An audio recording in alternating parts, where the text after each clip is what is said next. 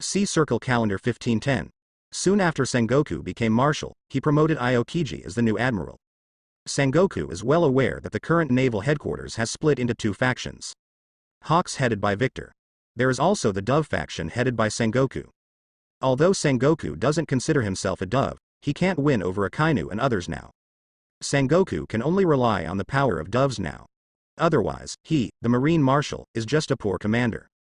Therefore, the daily affairs of the headquarters are arranged by Sengoku to be completed by the Dove generals.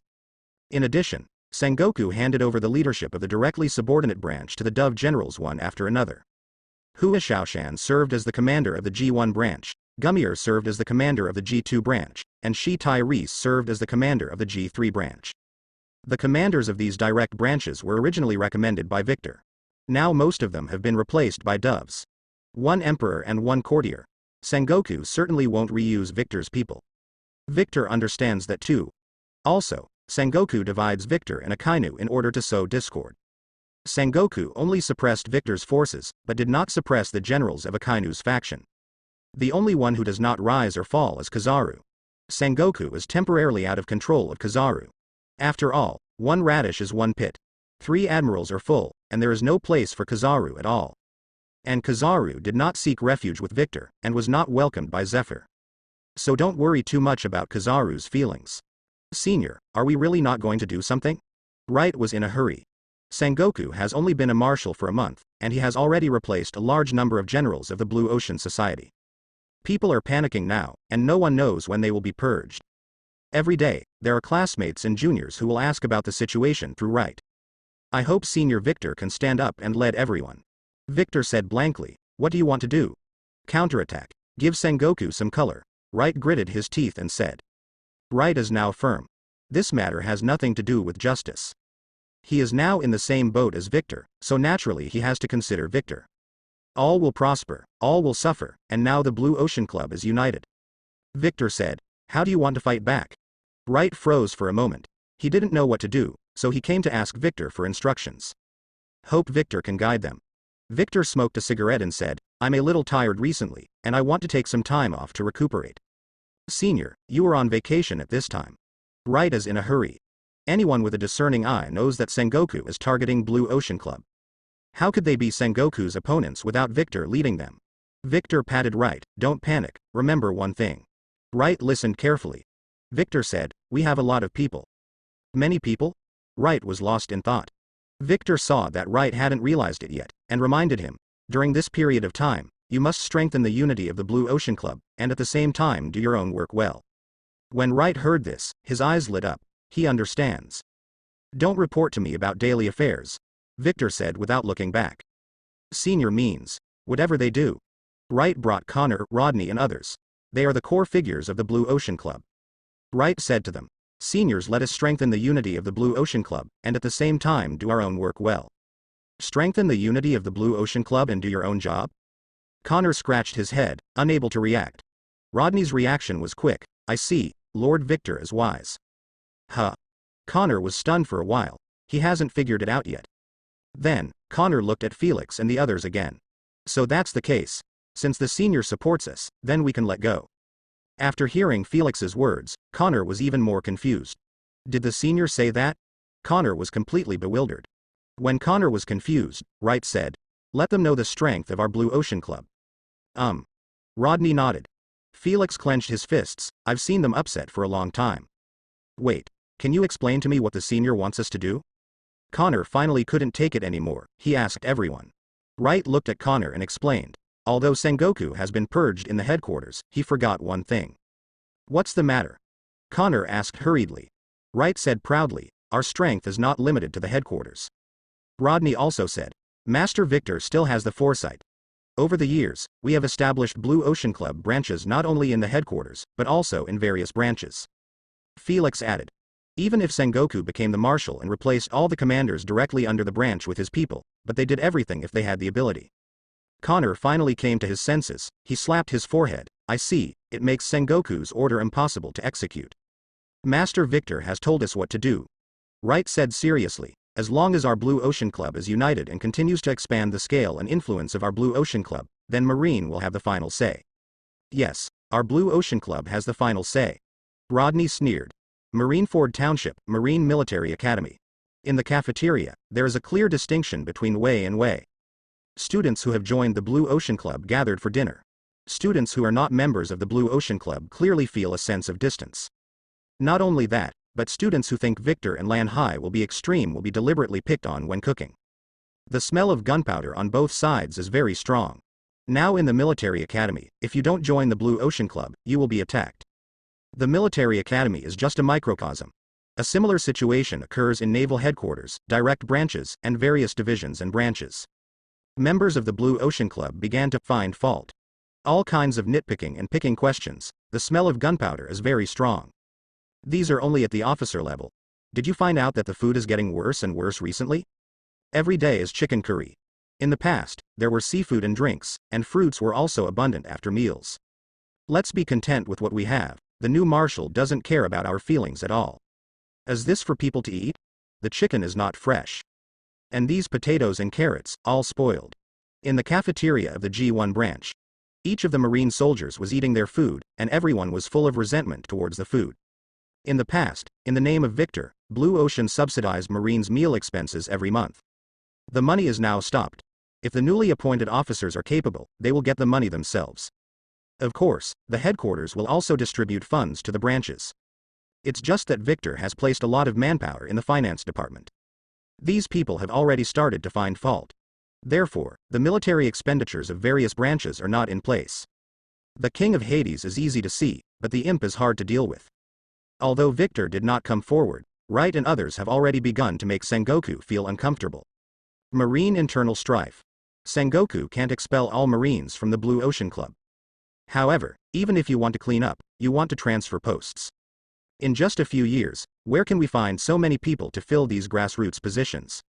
East Blue, Windmill Village. The village head, Upslap, looked at the newspaper and couldn't help frowning. The Kingdom of Goa was attacked by pirates. This thing is simply unbelievable. Because the nobles of the Kingdom of Goa are quite rich, they contributed a lot of money to the Celestial Dragons. Therefore, the protection of Goa Kingdom by world government and Marine is quite in place. As long as there is an accident in Goa Kingdom, Marine will come to the rescue immediately. However, this time Marine came a bit late. At least that's what the newspapers said. A group of pirates named Night Devils robbed the Kingdom of Goa all night. When Marine arrived, the pirates had disappeared. Marineford, Naval Headquarters. Inside the Marshal's office. A new letter of complaint was added to the desk. It is from the Kingdom of Goa. A few days ago, a group of pirates attacked Goa Kingdom. As a result, the Marine rescue was too slow. As a result, the nobles of the Goa Kingdom suffered heavy losses. Therefore, the Kingdom of Goa complained to the world government about Marine. 5 elders didn't have time to answer them, so they forwarded the complaint letter to Sora, who in turn passed it to Sengoku. How many times is this? Sengoku asked in a deep voice. Mozambique Rear Admiral replied, the 3rd time this month. Sengoku dropped the letter of complaint into the file basket on the desk. The file basket was full of complaint letters. At least 30 letters, no repetitions. It has been 3 months since Sengoku became marshal. During these 3 months, Victor took 3 months off. Akainu stayed on duty with Mariajoy, as the highest combat power of Marine.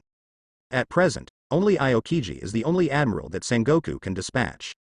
Of course, Kizaru also has the strength of admiral. It's just that Kizaru only does what's within the scope of his duties. Sengoku can't make Kizaru take on admiral's job either.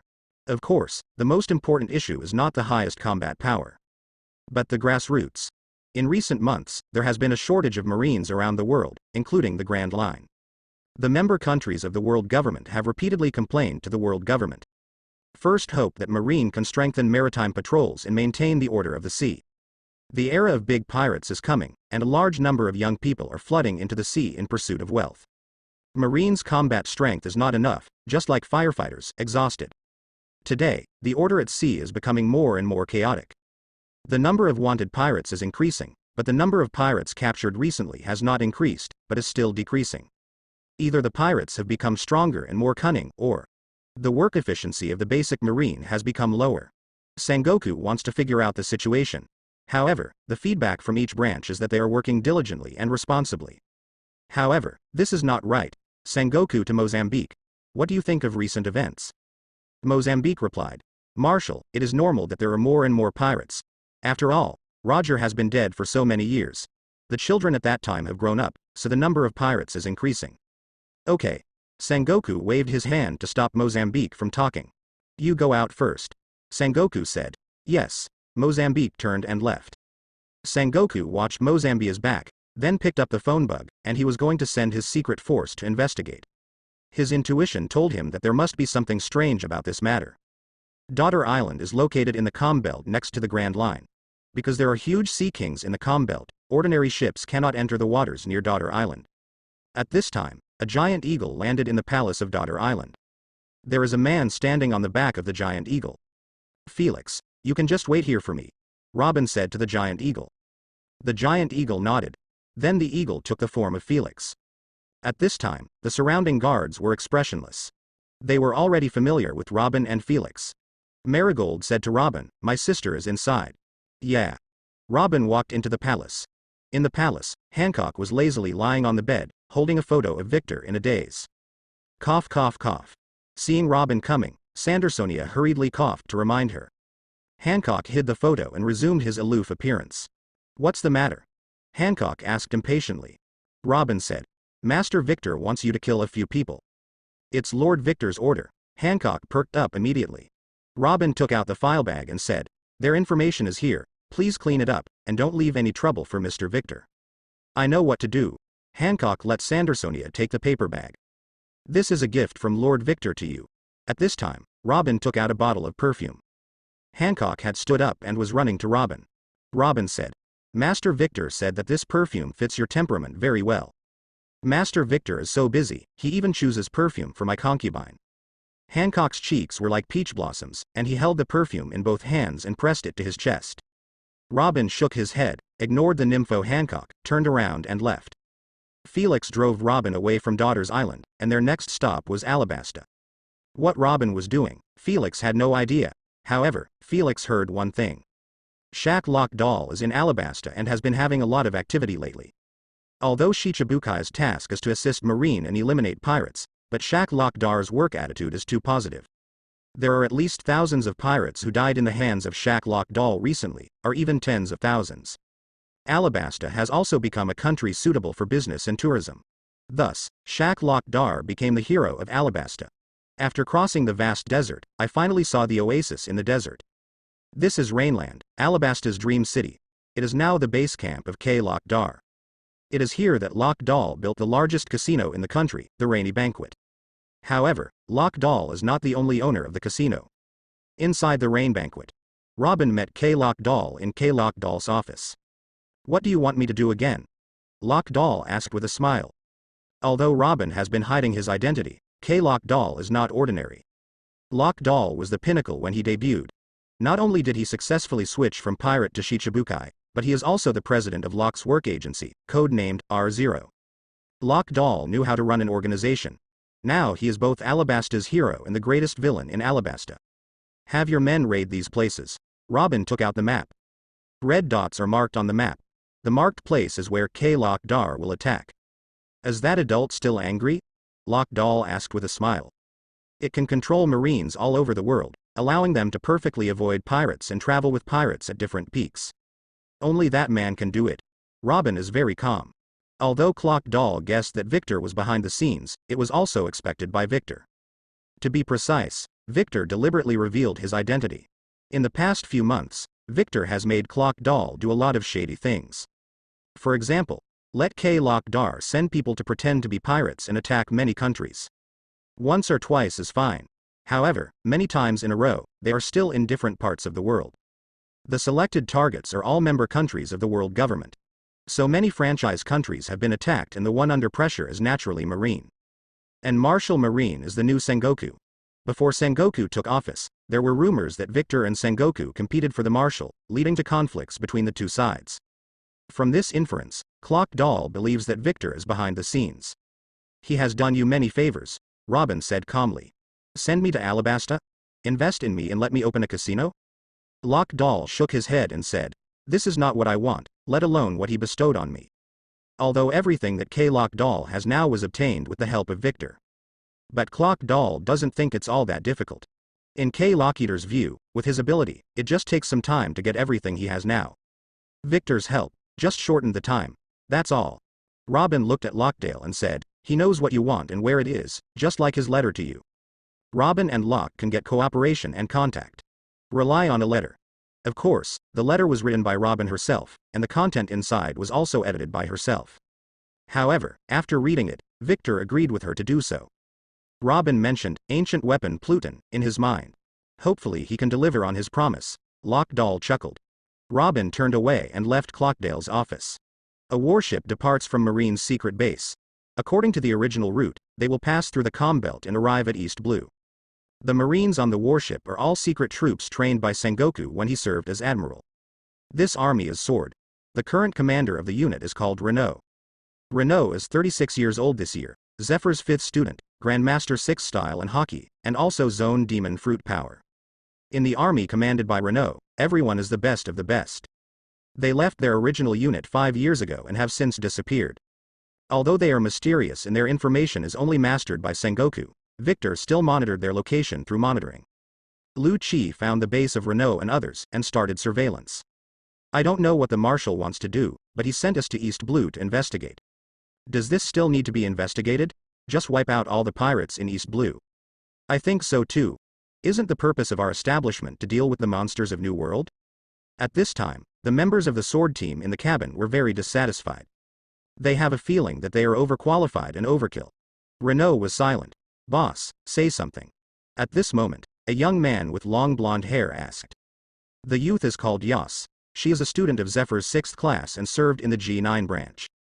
Don't quarrel with the boss must miss a woman again. At this time, a young man with a scar on the corner of his eye smiled.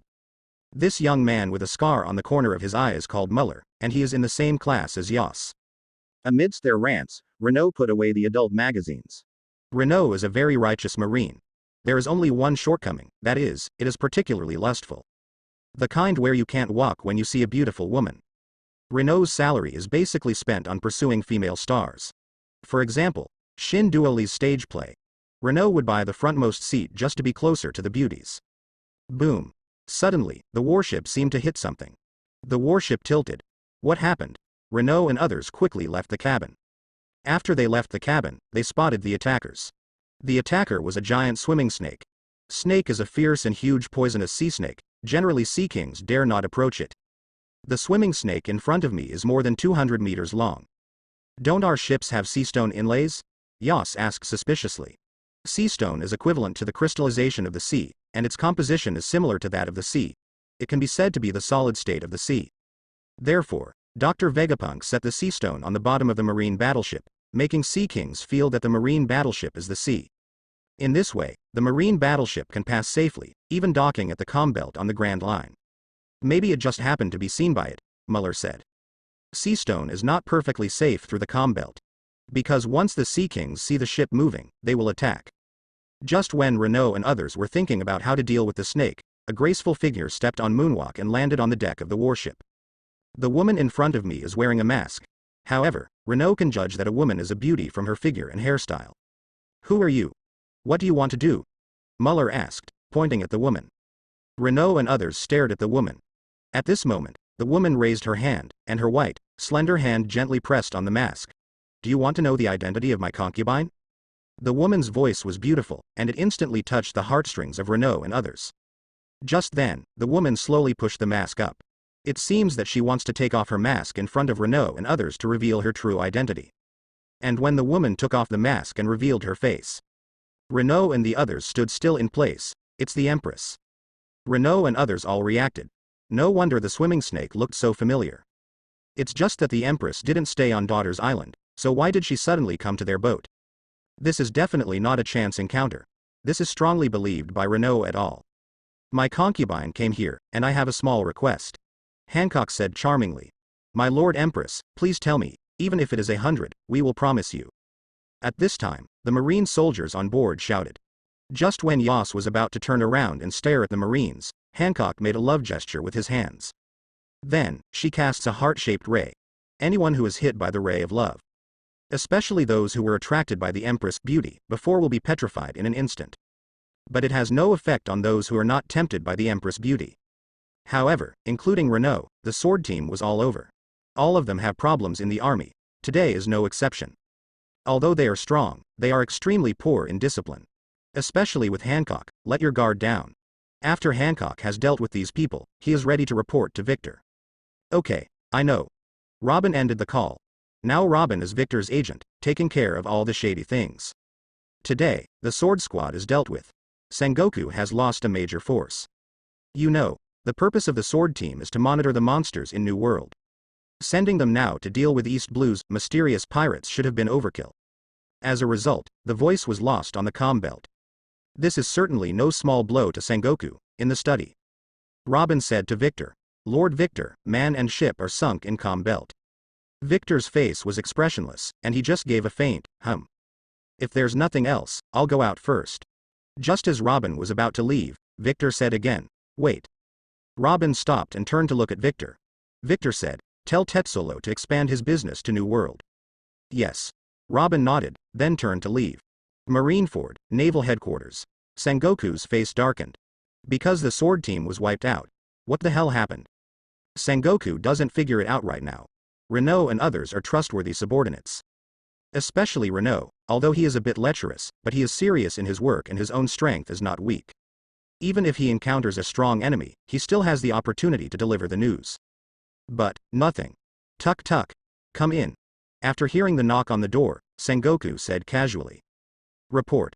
At this moment, a Vice Admiral wearing sunglasses walked in. Vice Admiral is called Carlyle, an old department of Sengoku, and now works in the Science Force, responsible for ensuring the work needs of Vegapunk. Sengoku took a deep breath. Carlyle Vice Admiral holds the portfolio in his hand. The file bag is a bit thick. Reimbursement form of the Science Corps, and an application for additional expenses. Carlyle put the file bag on the table. Science troops are special. Their fees are not annualized, because when Vegapunk has a new idea, it will start experimenting. Experiments require materials. Materials cost money, a lot of money. No one knows what is in Vegapunk's mind. No one knows how much Vegapunk research will cost to complete. Anyway, burn money, bottomless pit. If you are not in charge of the family, you don't know that firewood, rice, oil and salt are expensive. In the past, when Sengoku was in charge of the science unit, he handed over the reimbursement form and the budget supplement application form to Sora every time. Kong picked up the marshal's mark. Dwang, dwang, dwang. Cover and you're done.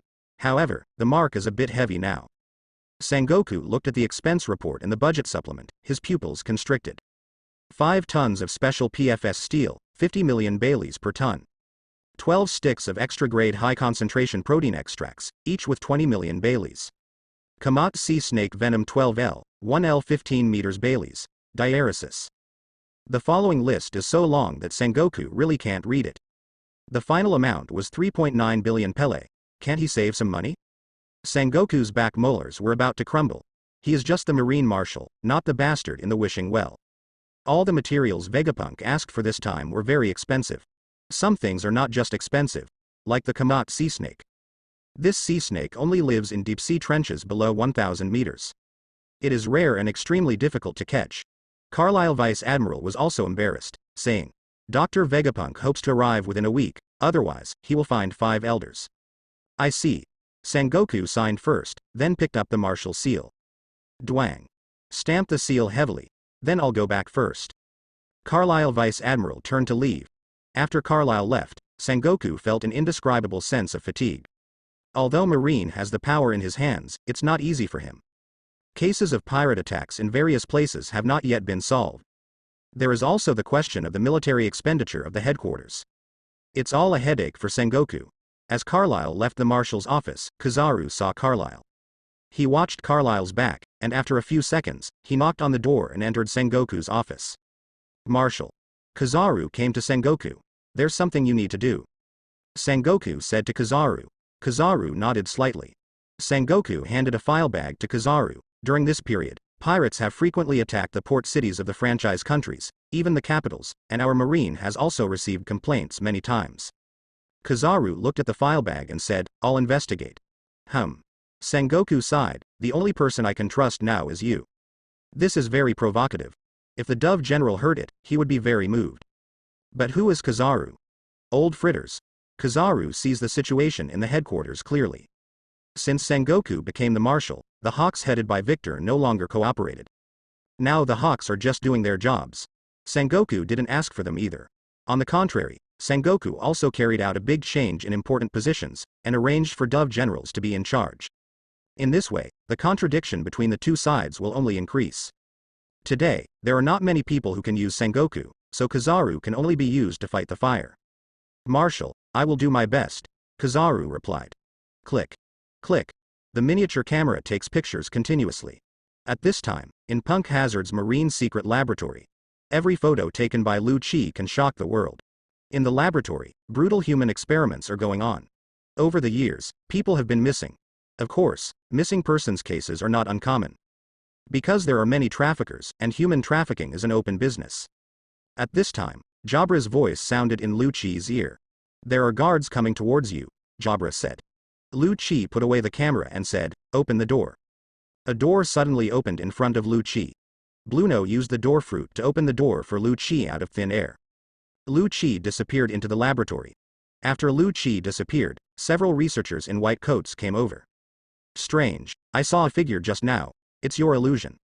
Perhaps. Go over there and have a look. As the researcher said, he walked eastward. After a while, in a laboratory, a door opened out of nowhere in the ceiling. Lu Chi jumped out of the door, and when he saw everything in the laboratory, Lu Chi was startled, and then he clenched his fists. This is no longer dehumanizing. 10 minutes later, Jabra joins Lu Chi and Bluno. What did you capture? Jabra asked curiously. This time they were ordered to investigate and film the laboratory. See for yourself. Lu Chi gave the photo to Jabra. After reading it, Jabra was stunned. His pupils are shaking. This. Jabra was taken aback. What are these? Rob Lucci is always calm and composed, very persistent in his work, and unsmiling. He called being weak a sin. In the original plot, Lu Chi killed 500 soldiers who were held hostage by pirates during his mission. His reason was, because these soldiers were easily caught by pirates, it caused a crisis for the country. Maybe the same thing will happen again in the future. In the end, an extreme conclusion was reached. Such a weak soldier has no right to live. Lu Chi also advocates necessary evil and pursues dark justice. In Lu Chi's character, he can accept necessary evil, so he has no objection to Victor's order. However, this time Lu Chi was indeed shocked, because he has seen too many experiments of destroying conscience and destroying humanity. This can no longer be described by ordinary evil. Even Tukun was nothing compared to what he had just seen. For example, a child was disemboweled, and the organs on his body were filled with various tubes, and the surrounding instruments were recording the data of each organ. On the side, there will be other children who will conduct comparative experiments according to different drug dosages. These are relatively common. What shocked Lu Chi the most was the child's corpse. Their bodies would be thrown into the crematorium to be burned with the experimental waste. There is no humanity at all. This is true for Lu Chi, let alone Jabra and Bluno. Especially Jabra, he is a person who is not emotionally stable. Frequent surprises. After Jabra saw the content in the photos in those human experiments, his heart was strongly shocked. What the hell is the world government doing? Why do we have to do experiments on humans? Can't it work on animals? Jabra asked Lu Chi. Lu Chi said coldly. Since Mr. Victor asked us to investigate this, time will definitely give us the answer. Sabodi Archipelago, inside Victor's villa. Lu Chi walked into Victor's study. Victor has been on vacation for half a year. In the past 6 months, under Victor's control, the sea was in a mess, causing Sengoku a lot of trouble. Of course, everything has a purpose. Victor's purpose is simple. One is to intensify the internal fighting in Marine, the benefits of which are obvious. In the future, Marine will only have a position, and there will be no right or wrong, which is the so-called ideology. The second is to make 5 elders in the world government realize the seriousness of the situation, and finally come out to extinguish the fire. Victor believes that the 5 elders have been keeping an eye on Marine. They don't want Marines to be united, because ununited Marines are good for control. At the same time, they don't want Marine internal fighting to be too serious, because this will allow organizations like the Revolutionary Army to find opportunities to develop and grow. In this way, the balance and order of the world will be disrupted. For 800 years, everything the 5 elders have done is for one purpose. Control the world, control the world. They will constantly make adjustments, constantly improve the dynamic balance, and keep the world in their hands. Anything uncontrollable will be dealt with by them. Like Ohara. For example, countries that have been erased by secret treasures. Master Victor. Lu Qi handed over the photos he took to Victor. After viewing the photos, Victor said blankly, "Thank you for your hard work. You will have new tasks for you in a few days." "Yes." Lu Qi replied, turned around and was about to leave. Aokiji went to work in the headquarters by bicycle as usual. The ice surface spread out on the sea surface, and it was impossible to see the end at a glance. At this time, a person appeared in front of him. The man is waiting in front of Aokiji. Although his back was turned to Aokiji, Aokiji recognized the man's identity. Victor. Aokiji frowned, he didn't understand why Victor was waiting for him here. Victor smoked, then turned calmly. "What's up?" Aokiji asked Victor. His tone was indifferent. He doesn't even want to talk to Victor. "I recently received an anonymous tip," Victor said. Aokiji is confused. Victor handed the portfolio to Aokiji. "What's inside?" Aokiji caught it, but instead of opening it, asked Victor. Victor said, "Open it and take a look." Aokiji opened the bag, and there were many photos inside. Aokiji took out the photo, and the first time he saw it, his body was completely frozen as if he had been acupunctured. Then, with trembling fingers, he flipped through the photos one by one. Every photo is shocking. And Aokiji's back molars were almost shattered, and from his nostrils and mouth, freezing air kept coming out. The surrounding air was extremely cold in an instant, and the freezing air overflowing from Aokiji's body unknowingly froze the surrounding sea. The only exception is around Victor. All the frozen air that approached him was melted by an invisible wall of air. "Where was this filmed?" Aokiji asked. Sure enough, Victor's purpose was not asked. Aokiji is a good person with a sense of justice.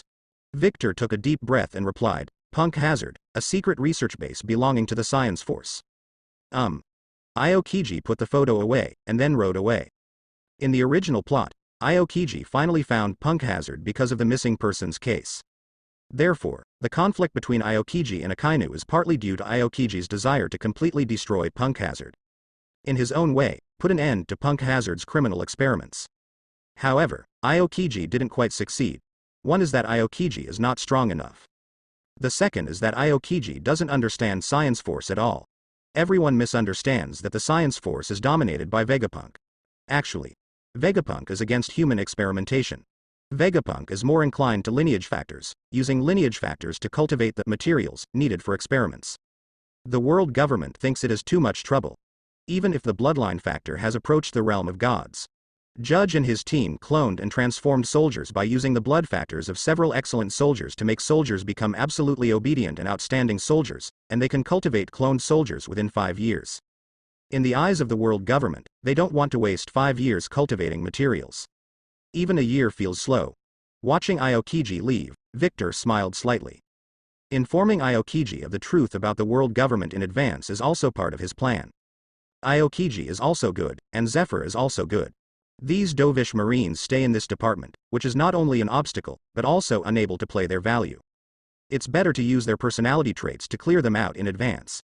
Not only can you remove people who are in the way, but you can also make them trouble the world government. It kills 2 birds with 1 stone. Sengoku, what are you going to do with Aokiji? Victor smiled triumphantly, then jumped up, with blue wings growing from his back, and rode away in the wind. Marineford, Naval Headquarters. Aokiji's file Curry in the Ministry began searching for cases related to missing persons. He is now Marine Admiral with high clearance. If you don't check, you don't know. If you check, you will be shocked. A large number of people go missing every year. Especially in recent years, cases of missing children have occurred frequently. These cases were eventually classified as human trafficking, and they were all let go in the end. Aokiji finds a photo of the missing child, and he carefully compares it in the office. Although it took a lot of time, there are indeed many photos of children, which are consistent with the photos of the children in the laboratory. Victor didn't lie to me. Aokiji frowned, he suppressed his anger and didn't question Sengoku. Since Victor knew about it, Sengoku must have known about it. Because the Science Force is still directly in command of Sengoku. Aokiji didn't expect Sengoku to be this kind of person. Even if this is an order from the world government. But, Aokiji couldn't accept it. How does Sengoku compare to Victor? Even tougher than Victor. Moreover, the most difficult thing for Aokiji to accept is cheating. Sengoku's justice is fundamentally different from the justice held by Aokiji and others. Obviously, like Victor, he is a person who does whatever it takes to achieve his goals, but he is still hypocritical. However, now is not the time to fall out. Aokiji wants the science team to investigate thoroughly, not only to save those children, but also to completely stop the evil in the laboratory. Sabodi Archipelago. T-Dolphins and Momosagi walked into Victor's villa one after the other. Momosagi wanted to come by himself, and the T-Dolphin followed. At this time, Stella saw the T-Dolphin and Momosagi, and came up to meet them. Although T-Dolphins and Momosagi have not visited many times in recent years, Stella still has an impression. Is Victor Admiral there? Asked Momosagi. Yes, but Mr. Victor is a little busy right now, so I need to wait for a while, Stella said with a smile. It's okay, we'll wait until he's done. Momosagi knows that while Victor is at home, he still has a lot to attend to. 2. Please follow me. Stella took Momosagi and T-Dolphin to the living room. They just sat down. Shin Dooley came over with black tea and dessert. She seems familiar. The T-Dolphin looked at Shin Dooley and whispered. Even if she recognized Shin Dooley, the T-Dolphin didn't dare to confirm it. After all, Shin Dooley is the star of the stage. At the same time, in the study, Victor is chatting with Robin. About Alabasta, about K-Lock Dar. Tuk tuk. At this time, there was a knock on the door. Come in, Victor called. Stella walked in and said to Victor, Master Victor, Master Momosagi and Master T-Fish are here. Yeah. Victor nodded, and then said to Robin, you go to work. Yes. Robin turned to leave. Victor also stood up and said to Stella, let Makino prepare lunch. Yes. Stella left the study and walked to the kitchen. Victor came to the living room. Victor, you guys are enjoying yourself too much. The T-Dolphin said in an envious tone. The maid's appearance is not only high, but also in good shape. In such a big house, a group of women take care of daily life. This is simply the ideal life of a man. What are you doing here today? Victor asked, ignoring the T-Dolphin, looking at Momosagi. Momosagi replied, Ms. Zephyr sent us to find you. Teacher Zephyr? Why didn't he come to me directly? Victor asked, pretending to be puzzled. In fact, he had figured out why. Zephyr felt guilty towards Victor. Although he didn't mean to support Sengoku, he still helped Sengoku. Now, the martial battle is over. Victor failed and Sengoku became the marshal. Whether Zephyr's reason or not, Zephyr is too embarrassed to come to see Victor. Victor trusted him so much.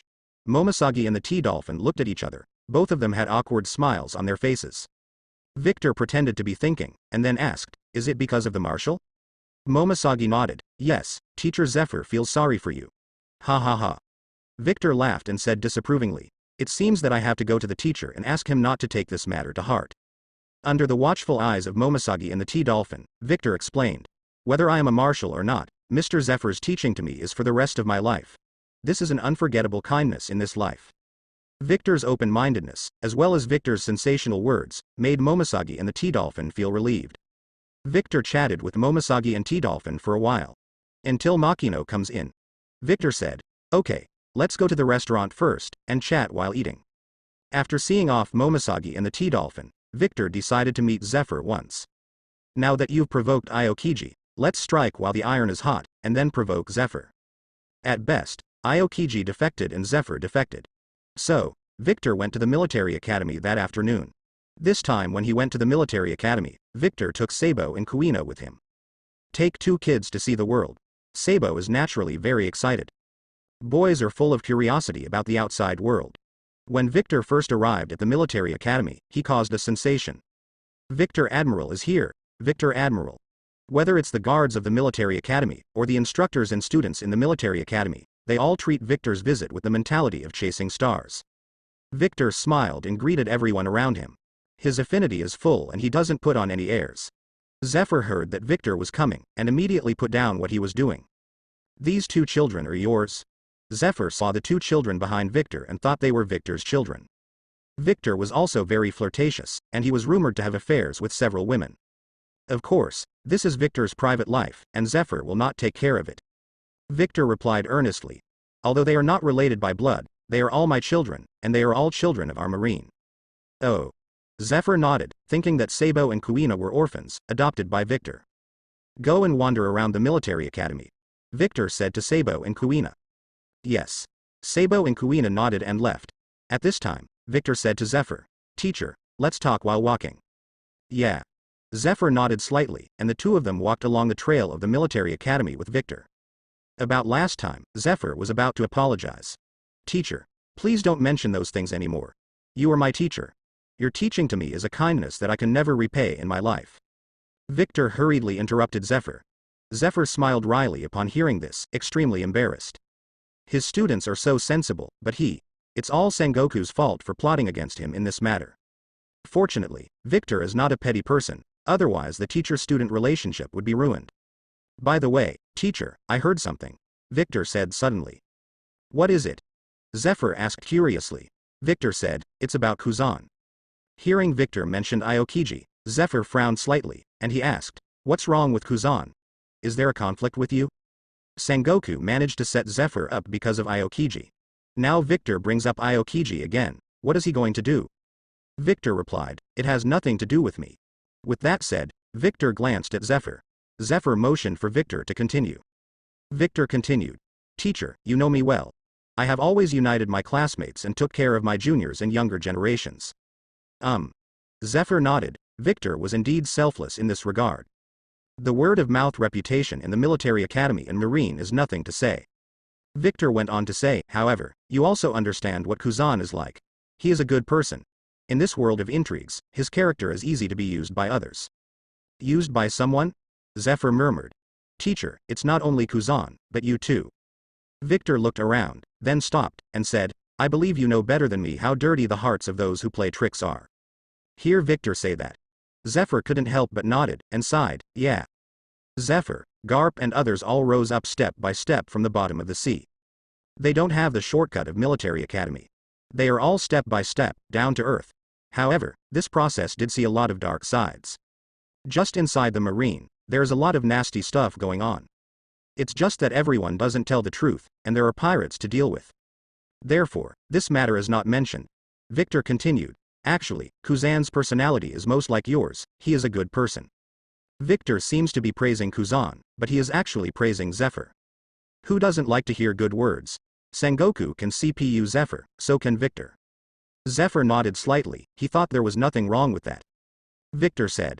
However, as he was promoted to Admiral, he was exposed to more and more things, such as scientific troops. Zephyr froze for a moment. Scientific troops? What happened to them?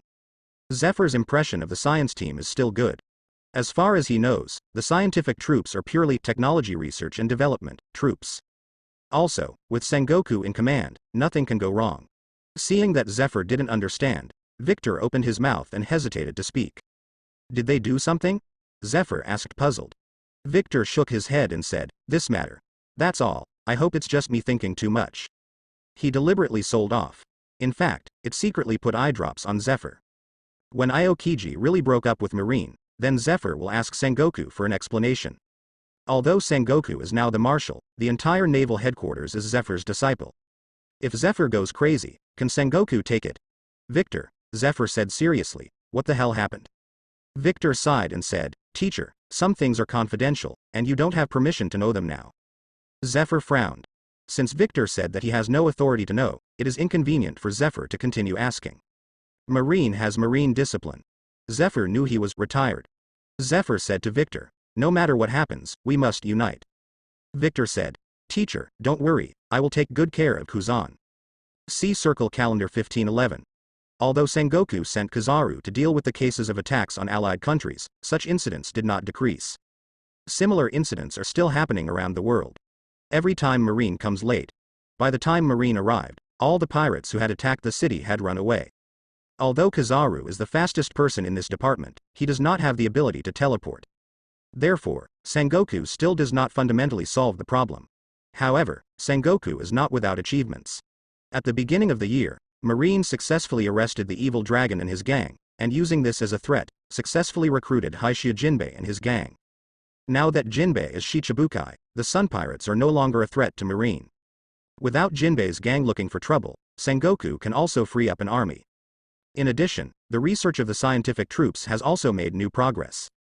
World government is very satisfied with the research progress. Sengoku was also honored for this. It's just that Sengoku can't always be the commander of the science unit. As the marshal now, he has too many things to do. Just to whom should the science unit be handed over? To Victor? No, No, Victor is powerful enough not to have his hands on the science force. Akainu? It doesn't work either. Now Akainu and Victor are together. Aokiji's words. Sengoku shook his head, that doesn't work either. Aokiji's character is not suitable for commanding science troops. Kizaru would be a good fit. When dealing with work, he never picks and chooses the fat and the thin, and he does what he is asked to do. Unfortunately, Kizaru is only Vice Admiral now, not qualified to command the scientific troops. Punk Hazard. After several months of monitoring, Aokiji has a preliminary understanding of Punk Hazard's situation. At the beginning and middle of each month, a ship sails into the Punk Hazard. The ship is fixed. There is 1 Vice Admiral, 2 Rear Admirals, and 1,000 elite sailors on board. These people are all attached to the scientific corps.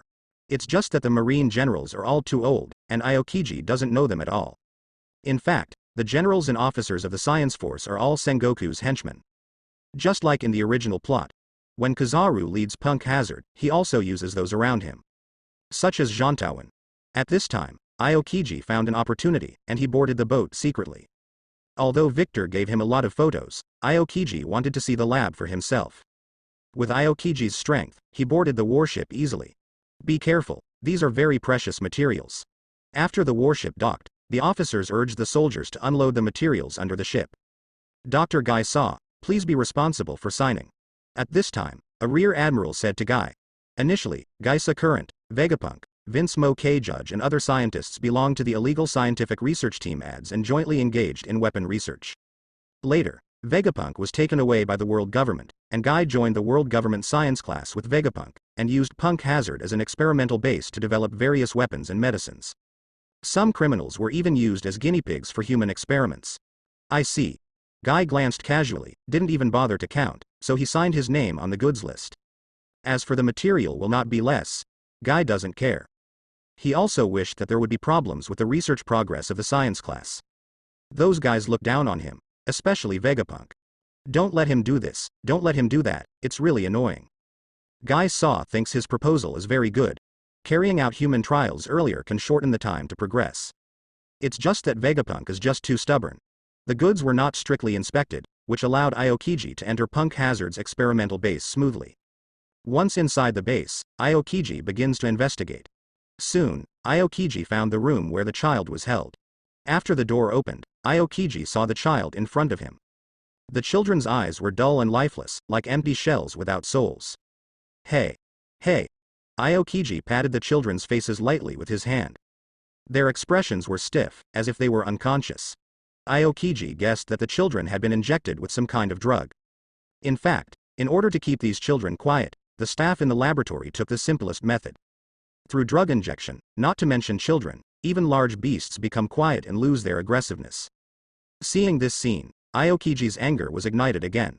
Go and bring 10 little ghosts here. At this time, footsteps came from outside the door. 4 staff members came to pick up the materials. Aokiji did not choose to hide. Bang! The warehouse door was opened.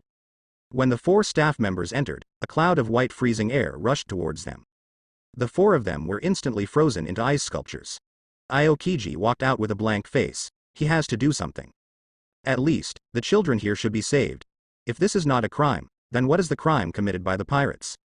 Those who steal pearls will be punished, and those who steal the country will be princes. Aokiji will not accept this logic. The entrances and exits of the laboratory base are all equipped with monitoring image bugs, and they work 24 hours a day. As long as you get close, you will be photographed. In the monitoring room, the staff work in 3 shifts, staring at the monitoring screen in turn. Sudden. The monitoring screen of Channel 6 in Area A disappeared.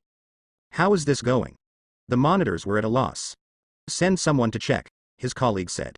However, Channel 7, Channel 8, Channel 9, the screen all disappears. Why is it a bit cold? At this time, the researchers patrolling the number 10 channel subconsciously hugged their arms. It's not the air conditioner leaking, another staff member muttered. Many experiments in the laboratory need to be carried out in a low-temperature environment, so it is understandable that the cold air pipe is broken and the cold air leaks. I'll go check it out. When the researcher was going to move the ladder, he was completely frozen. Hey, is something wrong? Not far away, another staff member came over suspiciously. He saw that the researcher kept walking but remained motionless, so he wanted to come over to check. However, he didn't notice that the freezing air was also very close to him.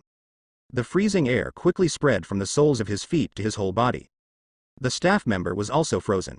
Carlyle was in his office, looking at a picture his wife had sent him. Grandson can walk. The appearance of walking with bare buttocks is really ridiculous. His wife and daughter-in-law were by his side, all with smiles on their faces. That's great. Every time she sees pictures of her family, Carlyle feels indebted to them. He is a Marine and his son is also a Marine. After serving for so many years, he was not around when his wife gave birth. When his daughter-in-law gave birth, he and his son were not around. In this life, the youth of the whole family will be dedicated to justice. If nothing else, the grandson will also be an excellent Marine. Fortunately, now my son has also joined the Blue Ocean Club. After Carlyle retires, his son can have a good future with Victor. Just like Carlyle, being Sengoku's subordinate for a lifetime has done well. Blue blue. Blue blue. Just then, the phone bug on Carlyle's desk started beeping. Carlyle put down the photo and picked up the microphone. It's me. Carlyle spoke through the microphone. Carlyle Vice Admiral, someone, the sound stopped abruptly. Hey, what's the matter? Carlyle asked loudly. However, the phone bug has wilted. Carlyle frowned, then grabbed the saber beside him and walked out. The area where Carlyle is located in the core area of the experimental base. At Carlyle's feet are the most important laboratories. Among them, there are many research results of Vegapunk. Today, Vegapunk is no longer at Punk Hazard, because he needs more independent space. This is a request from Vegapunk, and the world government will fulfill it. Therefore, Punk Hazard's experimental base is actually divided into two parts. Part of it is to continue experimenting, as Vegapunk requested. The other part is the weapon manufacturing required by the science class of the science troops of the world government. This can not only satisfy Vegapunk, but also achieve the purpose of world government. At this time, Guy seemed a little nervous. He looked at the man in front of him in disbelief. How could he appear here? Are these your masterpieces? Aokiji looked at the instruments in the laboratory and turned to ask Guy. This, actually is. Geisa is a very crazy scientist, but also a cruel, pompous, cunning, sinister scum. In order to achieve the purpose of research, he will use children as experimental mice, and control their actions, and will not hesitate to cause adverse effects on the environment. In order to test the lethality of weapons, he will use his subordinates as experimental subjects. At the same time, Guy is bullying the weak and fearing the strong, coveting life and fearing death. If someone grabs his vitals, he dare not act rashly, and will beg for mercy and obey the other party's arrangement. He still doesn't understand why Aokiji came to the lab. Is Aokiji going to take over the science unit? Guy doesn't know much about Aokiji. It's just that some of his research was banned by Marine. For example, in the original plot, Guy developed slime, but was stopped by Marine when he was about to carry out the experiment. Because it hurts innocent people. However, Guy refused, thinking that those who were accidentally injured were idiots, and such people would not regret their death. Vegapunk, fed up with Guy's behavior, sends Marine to arrest him and remove him from science class. The angry Guy pressed the button and detonated the slime. The explosion produced a mushroom cloud, and 2 of the 3 research institutes were blown up. The huge heat and toxic substances produced by the explosion destroyed almost all life on the island. Guy Sarah was arrested. What are these for? Aokiji asked, pointing to a jar. When Guy saw the jar, he immediately said triumphantly, it's a kind of nerve gas. If it is used on the battlefield, all life will be poisoned and die. Aokiji murmured, what an amazing invention. Guy smirked, blushing a little. When he is praised, he will be shy. There is something even more powerful, that is my masterpiece. Guy pointed to another child whose body was already deformed. But Guy Saw was touched, he was very proud. Aokiji's face was gloomy, and just as he was about to make a move, Carlyle arrived. Kuzan. What are you doing? Carlyle yelled. Just now Carlyle came out of the office, including the monitoring room. There were ice sculptures everywhere. All the guards of the scientific troops were frozen. The only person with the ability to freeze is Aokiji. Carlyle was surprised, he didn't expect Aokiji to appear in the lab. Aokiji turned to look at Carlyle. He asked coldly, Mr. Carlyle, can you explain to me why these experiments exist here? When Carlyle heard this, he sullenly hesitated for a while before saying, I'm only responsible for the safety of the experimental base. As for the content of the experiments in the science class, it's not up to me to decide. Does Mr. Sengoku know? Aokiji asked again. Carlyle was silent for a while, and then said, our Marine is only responsible for the safety of the science class. Mr. Carlyle, I remember that your grandson is 1 year old this year. Aokiji said suddenly. Yeah. Carlyle nodded, also confused why Aokiji mentioned grandson. Aokiji turned around, pointed at the child in the training cabin, and said, "If your grandson was in the training cabin, how would you feel?" Carlyle could not answer. Guy on the side heard it. Aokiji is asking questions. Aokiji is a Marine Admiral, very powerful, and has a high status, which is not something Guy can mess with. Guy saw already wanted to slip. The man behind Punk Hazard is Vegapunk anyway. The head of the science class is also Vegapunk. However, just as Guy's feet stepped out, the floor around his feet was frozen. A drop of cold sweat rolled down Guy's forehead, and he looked at Aokiji cautiously. Aokiji gave Guy a cold look. "I still have a lot of things to ask you, so please don't wander around." Aokiji's words made Guy tremble in fright. Guy nodded hastily. Seeing that Guy couldn't move, Aokiji looked at Carlyle again. "Mr. Carlyle, can you contact Mr. Sengoku for me?" "Okay." Carlyle sighed, so he pulled out his phone bug and called Sengoku. Blue blue. Blue blue. Naval Headquarters. The phone bug on Sengoku's desk buzzed non-stop. Annoyed, Sengoku tore up the document in his hand and threw it under the table. The goat under the table ate the broken documents skillfully. "I'm Sengoku." Sengoku picked up the microphone and said, "Marshal, I'm Carlyle." The phone bug mimicked Carlyle's voice. "Carlyle, what's the matter?" Sengoku asked calmly. Something went wrong. When Carlyle answered, he glanced at Aokiji secretly. Seeing that Aokiji was also looking at him, he could only say helplessly, "Now Kuzan is in Punk Hazard's experimental base." "Where is Kuzan with you?" Sengoku frowned. "Let him talk to me." "Yeah." Carlyle nodded, then handed the microphone to Aokiji. Aokiji picked up the microphone. "Mr. Sengoku, I need you to answer some questions for me." Sengoku said seriously, "I can answer all your questions, but before that, you leave the Punk Hazard base first." Aokiji said coldly, "Mr. Sengoku, I won't leave here until you answer my question." Sengoku could hear the chill in Aokiji's voice even though it was quite a distance away. Sengoku is the one who knows about Aokiji. When Aokiji is angry, it will be like this, rejecting people thousands of miles away. Sengoku said, "Okay, you ask." Aokiji asked, "Do you know about the experiments in Punk Hazard?" Sengoku replied, "The experimental projects in Punk Hazard were all formulated by Dr. Vegapunk and carried out according to the plan, and the task of our Marine is to ensure the safety of the experimental process and provide appropriate assistance." "I have to say," Sengoku answered very cleverly. "The implication is that the content of the experiment was formulated by Vegapunk, and has nothing to do with world government or Marine. Marine only provides security and supplies, and doesn't know anything else." The answer to these words is to pick up both Marine and him. Aokiji asked again, "Does the provided material include children used in human experiments?" "Child?" Sengoku was taken aback when he heard that. He didn't remember offering a child. However, a group of prisoners were provided. Anyway, the prisoners are also guilty of heinous crimes, so they are asked to voluntarily participate in the experiment and given a certain reduced sentence. Aokiji added, "Well, they are only a few years old, and now they are like a vegetable, without any perception of the outside world."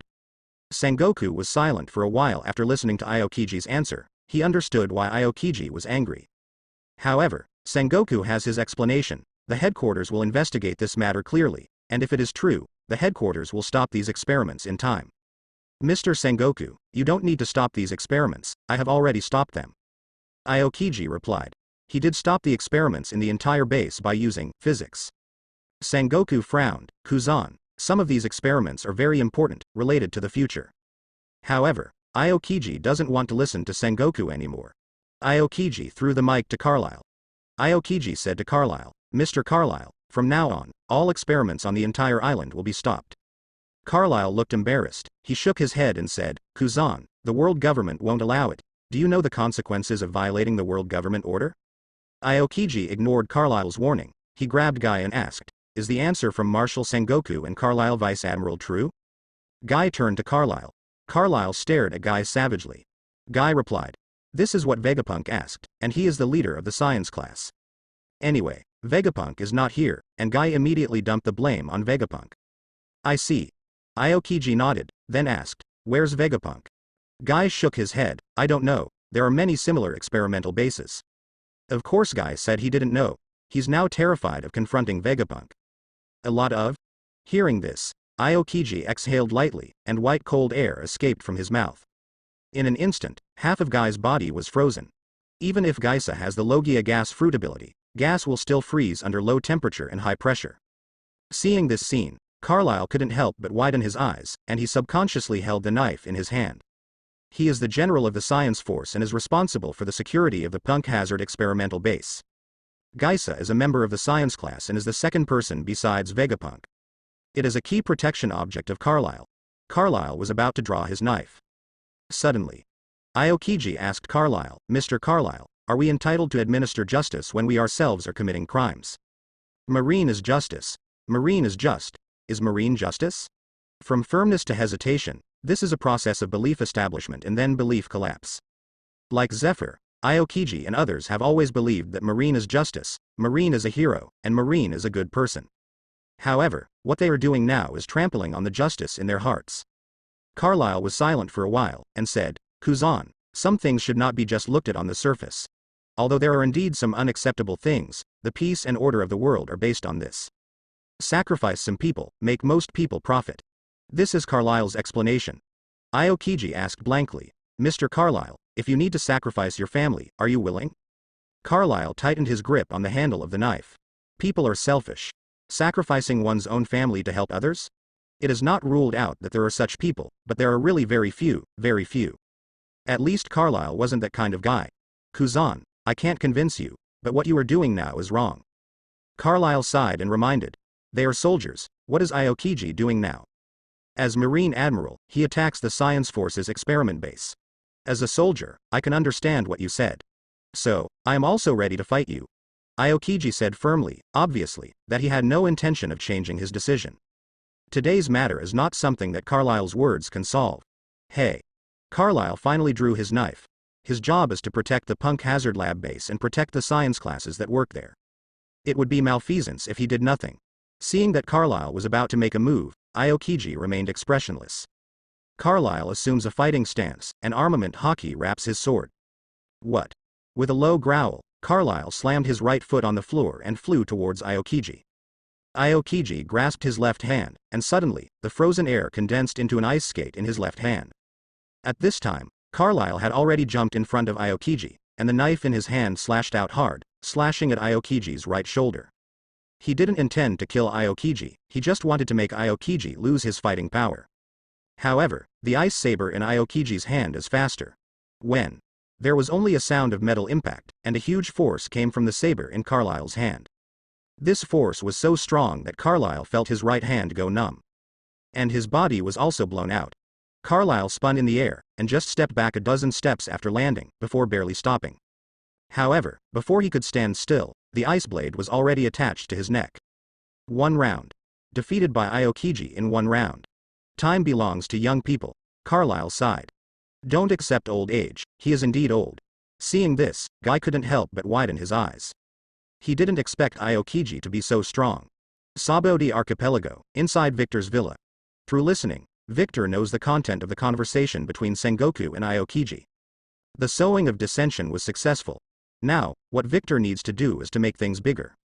Get it out of hand. Sengoku must be in a pinch right now. Blue blue. Blue blue. At this moment, the phone bug in front of Victor started calling. After a while, Victor picked up the microphone. It's me. Phone bug imitates Sengoku's voice. Victor asked, "Marshal, what's the matter?" Sengoku said, "Kuzan got into a conflict with the Science Force, and I need you to bring him back." Scientific troops? Victor pretended to be puzzled. "Marshal, what happened?" How could Sengoku tell Victor the truth? Sengoku said, "Go to Punk Hazard now and bring Kuzan back, this is an order." Understood.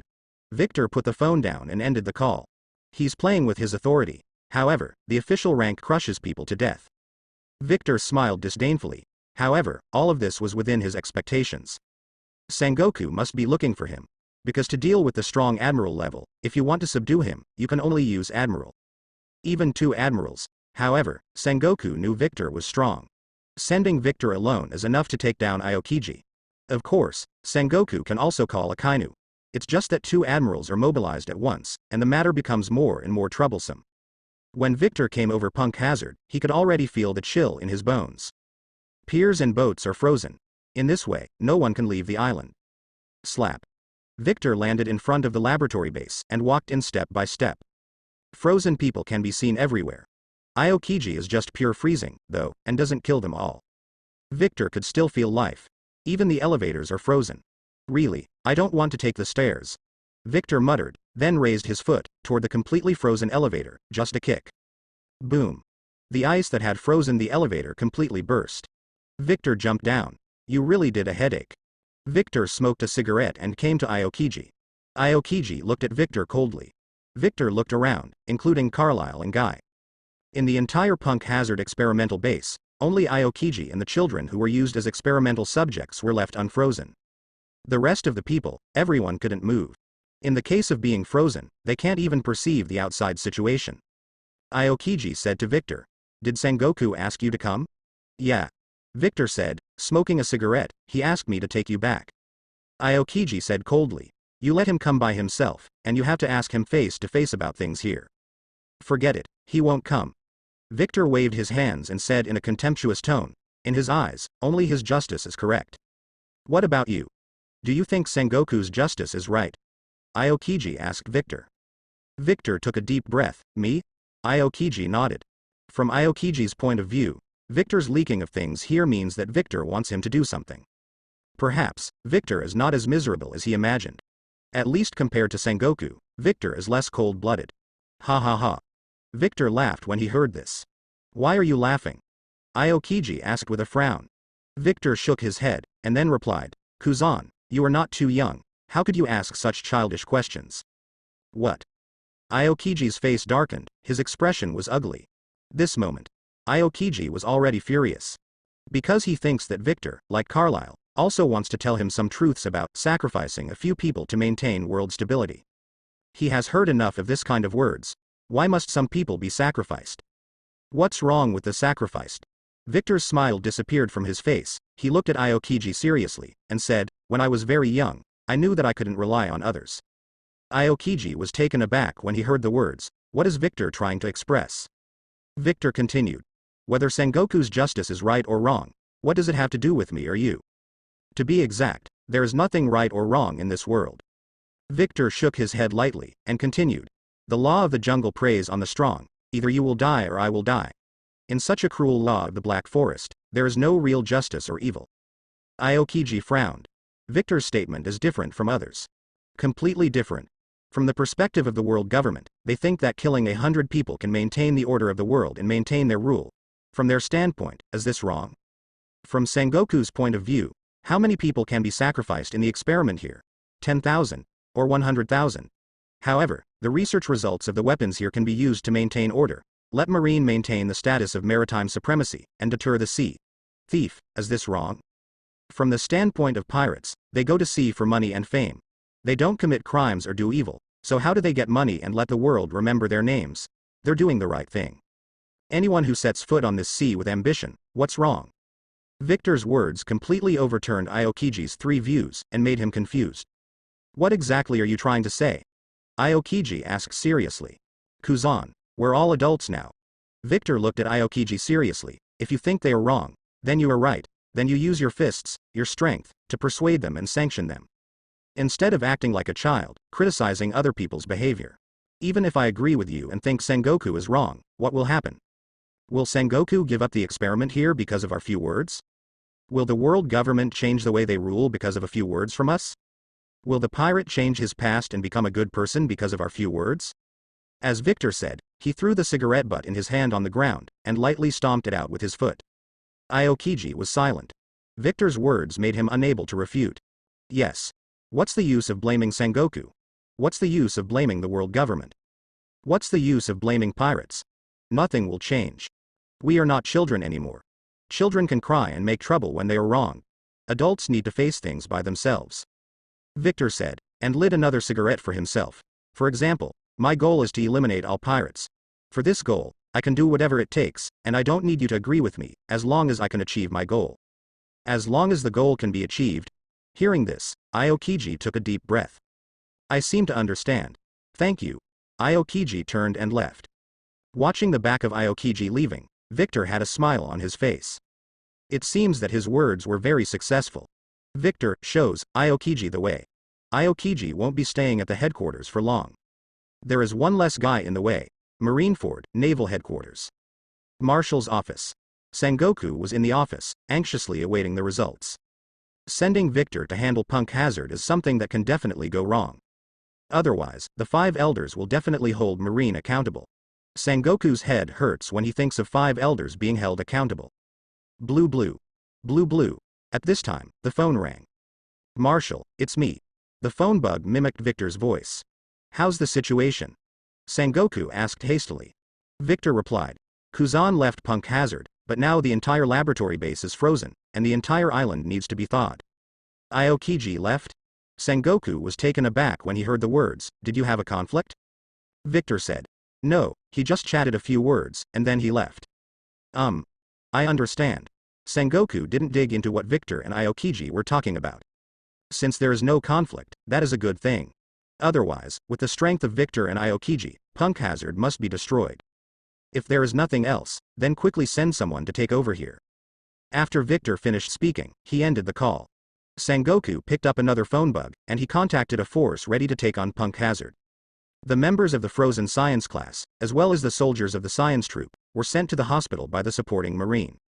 Thankfully they were all just frostbite, not life-threatening. Sengoku was relieved to learn that no one in the science class had died. However, Aokiji is missing. Aokiji did not return to the headquarters to question him, nor did he contact anyone. After leaving Punk Hazard, Aokiji disappeared. At first, Sengoku thought Aokiji was just being angry. I thought that after a few days, Aokiji's anger would disappear. However, the wait is 1 month. Aokiji is still missing. Admiral is the highest power of Marine. Now Victor is tracking the Revolutionary Army in name, but is actually recuperating at home. Akainu is on duty at the Holy Land. There is no Admiral on duty in the headquarters now. The 3rd month of Aokiji's disappearance. Victor was still at the villa, setting up and manipulating behind the scenes. It's sunny today. Zephyr came to Victor's villa. Hearing that Zephyr was coming, Victor immediately greeted him at the door. Makino prepares meals. Shin Duoli made good tea. Stella also made refreshments herself. Teacher, this is the tea that the Kingdom of North Blue Patria pays tribute to the nobles of the world. Victor brought the tea to Zephyr with his own hands. Yeah. Zephyr took the tea, but didn't enjoy drinking it. Teacher, do you have something on your mind? Victor pretended to be confused with understanding. It's about Kuzan. Zephyr spoke up. Kuzan. Victor heard this, and said blankly, Teacher, Kuzan is just going out to relax, and nothing will happen. Zephyr shook his head and said, I came today to ask you, what happened? I asked Sengoku, and Sengoku didn't tell me. Victor hesitated. Zephyr frowned, secret again? Victor said, basically. Zephyr asked again, is Kuzan's disappearance related to confidentiality? Victor looked at Zephyr, and he expected Zephyr to come. So, Victor pretended to be hesitant, Teacher, we still need to ask Sengoku uncle about this matter. Marineford, Naval Headquarters. Zephyr had just entered the headquarters fortress, and along the way, generals and officers at all levels saluted and greeted him one after another. Zephyr is 63 years old this year, and there are fewer and fewer veterans of his generation in this department. Instead, there are students trained by Zephyr. Be it doves or hawks. Regardless of the concept, respecting the teacher is the same. Kizaru happened to pass by, and when he saw Zephyr, he also stopped and greeted with a smile, Teacher Zephyr. Yeah. Zephyr replied, walking past Kizaru. Kizaru was not angry either. Zephyr didn't like him when he was in military school. Of course, Kizaru doesn't like Zephyr either. Watched by Kizaru, Zephyr enters Sengoku's office. Sengoku. As soon as Zephyr entered the office, he asked directly, what happened before Kuzan disappeared? Hearing this, Sengoku pretended to be puzzled, I don't know either. Sengoku won't tell Zephyr about the science unit. If this matter gets out, Zephyr's temper will explode even more. I went to Victor. Zephyr definitely wouldn't believe it, so he showed his cards. He told me it was a secret, and asked me to come to you. When Sengoku heard this, he secretly scolded Victor as an asshole. Zephyr asked seriously, what happened? Sengoku thought for a while and said, Victor is right, this is indeed a secret. Zephyr frowned, so, Kuzan's disappearance has something to do with secrecy. I can't answer you. Sengoku shook his head, however, I can assure you that we will find Kuzan and talk to him face to face. Sengoku's words were a delay, he didn't specify the time. Boom boom boom. At this time, there was a knock on the door. Come in. Sengoku breathed a sigh of relief, and hurriedly shouted towards the door. He now has no excuses to get rid of Zephyr. No matter what happened next, Sengoku could untangle and leave. Crane walked in. Sengoku saw the crane, and the crane said to Sengoku, "Sengoku, the commander asked us to go to Mariajoy." "I see." Sengoku stood up and said to Zephyr, "Zephyr, I have something to deal with now, you go back first." After speaking, Sengoku and Suru left the office. When Sengoku and Crane left the office, Sengoku looked back, and before Zephyr came out, he asked Crane in a low voice, "Why don't I remember that the commander-in-chief is looking for us?" Crane said, "I knew you were going to be in trouble just when I saw Zephyr coming to you." "Thanks." Sengoku sighed. Crane showed a dignified expression. "However, we really need to find time to discuss how to solve the problem of Kuzan's disappearance. Admiral is missing, it's no joke. Watching the seagulls fly over the sea, let the sea wind blow their hair." Aokiji lay on the deck, dressed like a traveling adventurer. It's been 3 months since the Pank Hazard affair ended. During these 3 months, Aokiji went to many places. Instead of riding his bicycle, he took the boat. Merchant ships, cargo ships, passenger ships, cruise ships, and even passing pirate ships. In short, ships other than warships will become Aokiji's means of transportation. "Sir, lunch is ready." At this time, a young girl with dark hair came to Aokiji. The girl's name is Kazli. Kasili is the daughter of the owner of the ship, and she is usually responsible for washing and cooking for the men on board. His father made a living transporting goods. "Thank you." Aokiji opened his eyes and thanked him. Lunch was squid fried rice with some chickpeas and carrots for garnish. Aokiji took the rice bowl, and like the sailors, he found a place on the deck at random, sat down cross-legged and ate. At this time, Kasili came to the bottom of the mast with a basket, and she was going to deliver food to the sailors on the mast. They are cargo ships for transportation, and there is no combat capability on board. Therefore, sailors on the mast need to be vigilant. They need to keep an eye on the situation at sea. If pirates are found, they must give an early warning. At this time, the sailors will abandon the heavy cargo and make the hull lighter, so as to escape the attack of the pirates. Although the loss of the goods will cost them a lot of money, the most important thing is to save their lives. Aokiji watched all this. This is down to earth. The people at the bottom have tried their best to guard against pirates and survive. However, this also reflects another thing. Marine still leaves a lot to be desired. The existence of pirates has had a great impact on people's lives. Fortunately, the cargo ship was lucky and did not encounter any pirates today. The cargo ship successfully arrived at the destination, Antia's port. Port of Antia's is not a very lively port, it can even be said to be depressed. It belongs to the Kingdom of Rotaria. The Kingdom of Rotaria is a member country of world government. Entry tax. 500 baileys per person. Vessel parking tax. 100,000 baileys a day. Cargo handling tax, 500 baileys per ton. Port fire prevention fee. Port cleaning fee. On the pier, the tax officer of the Kingdom of Rotaria was collecting taxes. Aokiji frowned when he heard the various taxes and fees. "My lord, why has it increased again? This is a full double increase from the last time. We won't make any money at all after this trip." Kasili's father, Will, the captain, expressed his dissatisfaction with some embarrassment. "I can't help it, the gold in the sky has risen this year. In addition, the maintenance of marine warships also requires money. Without their protection, do you want to be sold into slavery?" The tax official said casually. "However, it only went up last month." Will grunted. The tax officer was too lazy to chat with Will. He said impatiently, "Either pay the money to enter the port, or drive the ship back." "Hey, these people are worse than pirates. It's getting worse." Will shook his head, unwilling to pay the money. Pirates are robbed, and they can also find ways to hide. However, the ruler is a legal plunder, and it has to be handed over. Failure to do so is illegal. Aokiji sees it all. During this period of time, Aokiji saw that many places were paying marine. Each branch of the marine will charge a protection fee. Of course, the money was not collected directly by marine, but by local officials and nobles. In this way, local officials, or nobles, can make another fortune. Gold in the sky, and a protection fee for marine. I heard that if the two sums of money are not paid, the consequences will be disastrous. If you do not pay the heavenly gold, you will lose your qualifications as a member of the world government, and all citizens will lose their human rights. The human rights here are literal. People in the entire country will lose their right to be human, and will be treated like animals and sold freely. And Marine didn't receive the protection fee, so when encountering a pirate attack, he wouldn't take the initiative to attack. If Marine arrived an hour late, the whole city would be ruined. Aokiji got off the boat with his bag on his back. Because he knows that even if he assumes the identity of Marine Admiral, things here are still beyond his control. Victor told him. If you want to achieve your goals, you have to use any means. Indeed, there are some things where conventional methods really don't work. Another 2 months passed. Marine finally got news from Aokiji. Aokiji froze a human trafficker's ship in a certain sea area and rescued 193 women and children on board. Afterwards, Aokiji froze the wildfires in the Tombaka Kingdom, saving this small country that was not eligible to join the world government. There are many other similar news. Aokiji is like a ranger, a chivalrous man who fights for righteousness, hoeing the strong and helping the weak. Occasionally, Aokiji will also help a marine in distress. It's just that he didn't communicate much with Marine, but left quickly after saving people. As guided by Victor, Aokiji implements his own justice in his own way. Besides, there are also news that cannot be made public. For example, Aokiji encounters agents of the world government. Some of the agents are doing dastardly tasks. Aokiji saves the person and freezes the agent.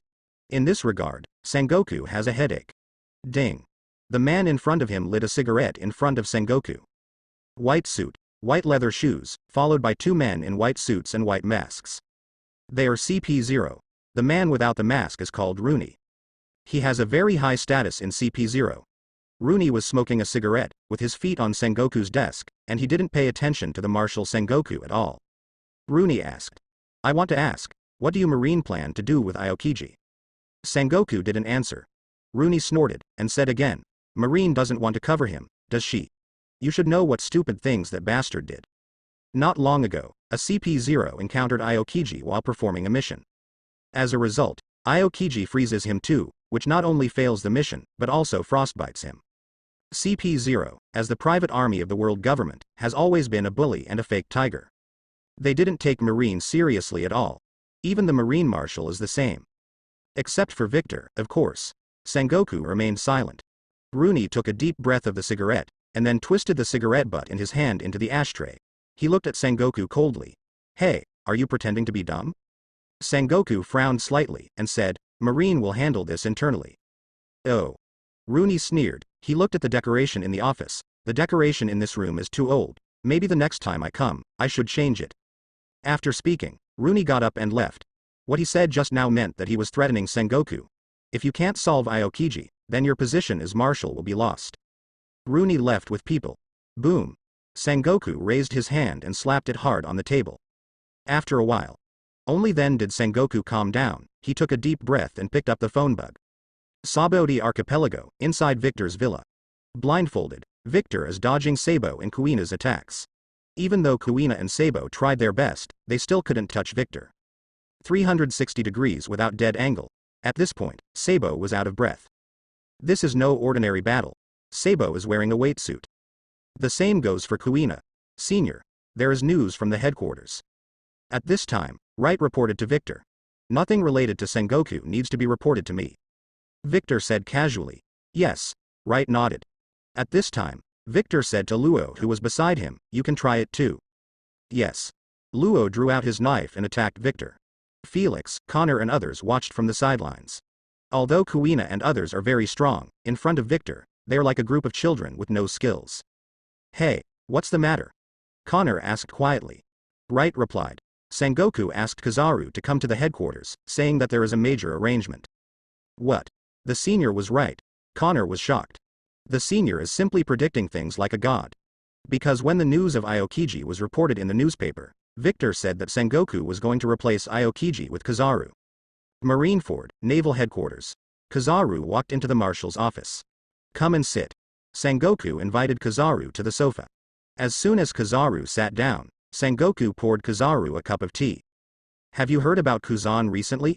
At this time, Sengoku said with a serious face. Kizaru nodded. He suddenly became active during this time. Sengoku said, besides what was reported in the newspaper, there are some that cannot be made public. Like what? Kizaru asked. Not only did Kuzan sabotage CP0's operation, but he also froze an agent, causing him to suffer from frostbite and nearly die, Sengoku said. It's really serious. Kizaru showed a surprised expression. The relationship between Marine and CP0 is delicate. It seems that the two are not related to each other, but most of the time, CP0 can always order Marine to do this or that. and Aokiji sabotaged CP0's actions and injured the CP0 agent. With CP0's temper, how could he bear this tone? Sengoku said, I want you to bring Kuzan back. Huh. Kizaru froze for a moment. Sengoku said seriously, I don't want Victor to do this, maybe I should have let you do it from the beginning. Is this really good? Kizaru hesitated. In this department, Kizaru is actually quite marginal. It is well known that the core and leader of the dovish younger generation is Aokiji. The core and leader of the Hawks is Victor. Kizaru is dead, and it can only be said to be a Sengoku person. Because he is not liked by Zephyr, the Pigeon Party's attitude towards Kizaru is very general. Basically the attitude of passers-by. It's kind of you to nod your head and say hello when you meet. If Kizaru and Aokiji fight, then Kizaru is in big trouble. Although Kizaru is confident that he can defeat Aokiji, but if Aokiji is disabled, Kizaru can imagine his own future situation. After all, Zephyr is still in the headquarters and has not defected yet. I know your concerns. I'll promote you to Admiral first. Sengoku looked at Kizaru and said seriously, Admiral. Kizaru's eyes lit up. Although he didn't have much thought about the position of Marshal, Admiral and Vice Admiral were very different. If he can become Admiral, then he has enough power. Seeing Kizaru's reaction, Sengoku knew that he was moved. After this incident, Kuzan will not continue to serve as Admiral, at least not for the time being. Sengoku still hopes that Aokiji can wake up and understand his good intentions. As long as the sea can maintain the existing order and stability, any sacrifice and price is acceptable. And after Sengoku and Kizaru finished talking, Sengoku publicly suspended Aokiji and appointed Kizaru as the new Admiral. And after Sengoku made public the latest appointment, Hua Xiaoshan, Flying Squirrel, Momosagi, T-Dolphin and others were stunned. What's going on? Aokiji was dismissed. Kizaru replaced Aokiji. As soon as the news of Kizaru's promotion to Admiral was announced, Sengoku sent Kizaru on a mission. Promotion ceremony? It seems that this link has been automatically ignored. However, it is also understandable. If a promotion ceremony is held now, the doves will know what it feels like. What's more, Sengoku is not in the mood to hold a promotion ceremony for Kizaru right now. The news of Aokiji's suspension quickly reached Zephyr's ears. This time, Zephyr didn't go to Sengoku. Zephyr also saw that Sengoku was hiding something. Also, Zephyr didn't go looking for Crane either. Even if Suru knew the truth, he would help Sengoku. So, Zephyr came to Sabodi Archipelago again, and the person he trusts most now is Victor. Although Victor's approach is extreme, Zephyr can understand Victor. Losing his parents at the age of 10 hit Victor too hard. However, compared to Sengoku, Victor is honest. Inside Victor's villa, Victor has been accompanying Kuina, Sabo and others recently. Spend more time with your children and let them be close to you. This is an investment of emotional value. Just like keeping a pet, you must invest enough time. Stella came to Victor's side. Master Victor, Master Zephyr is here.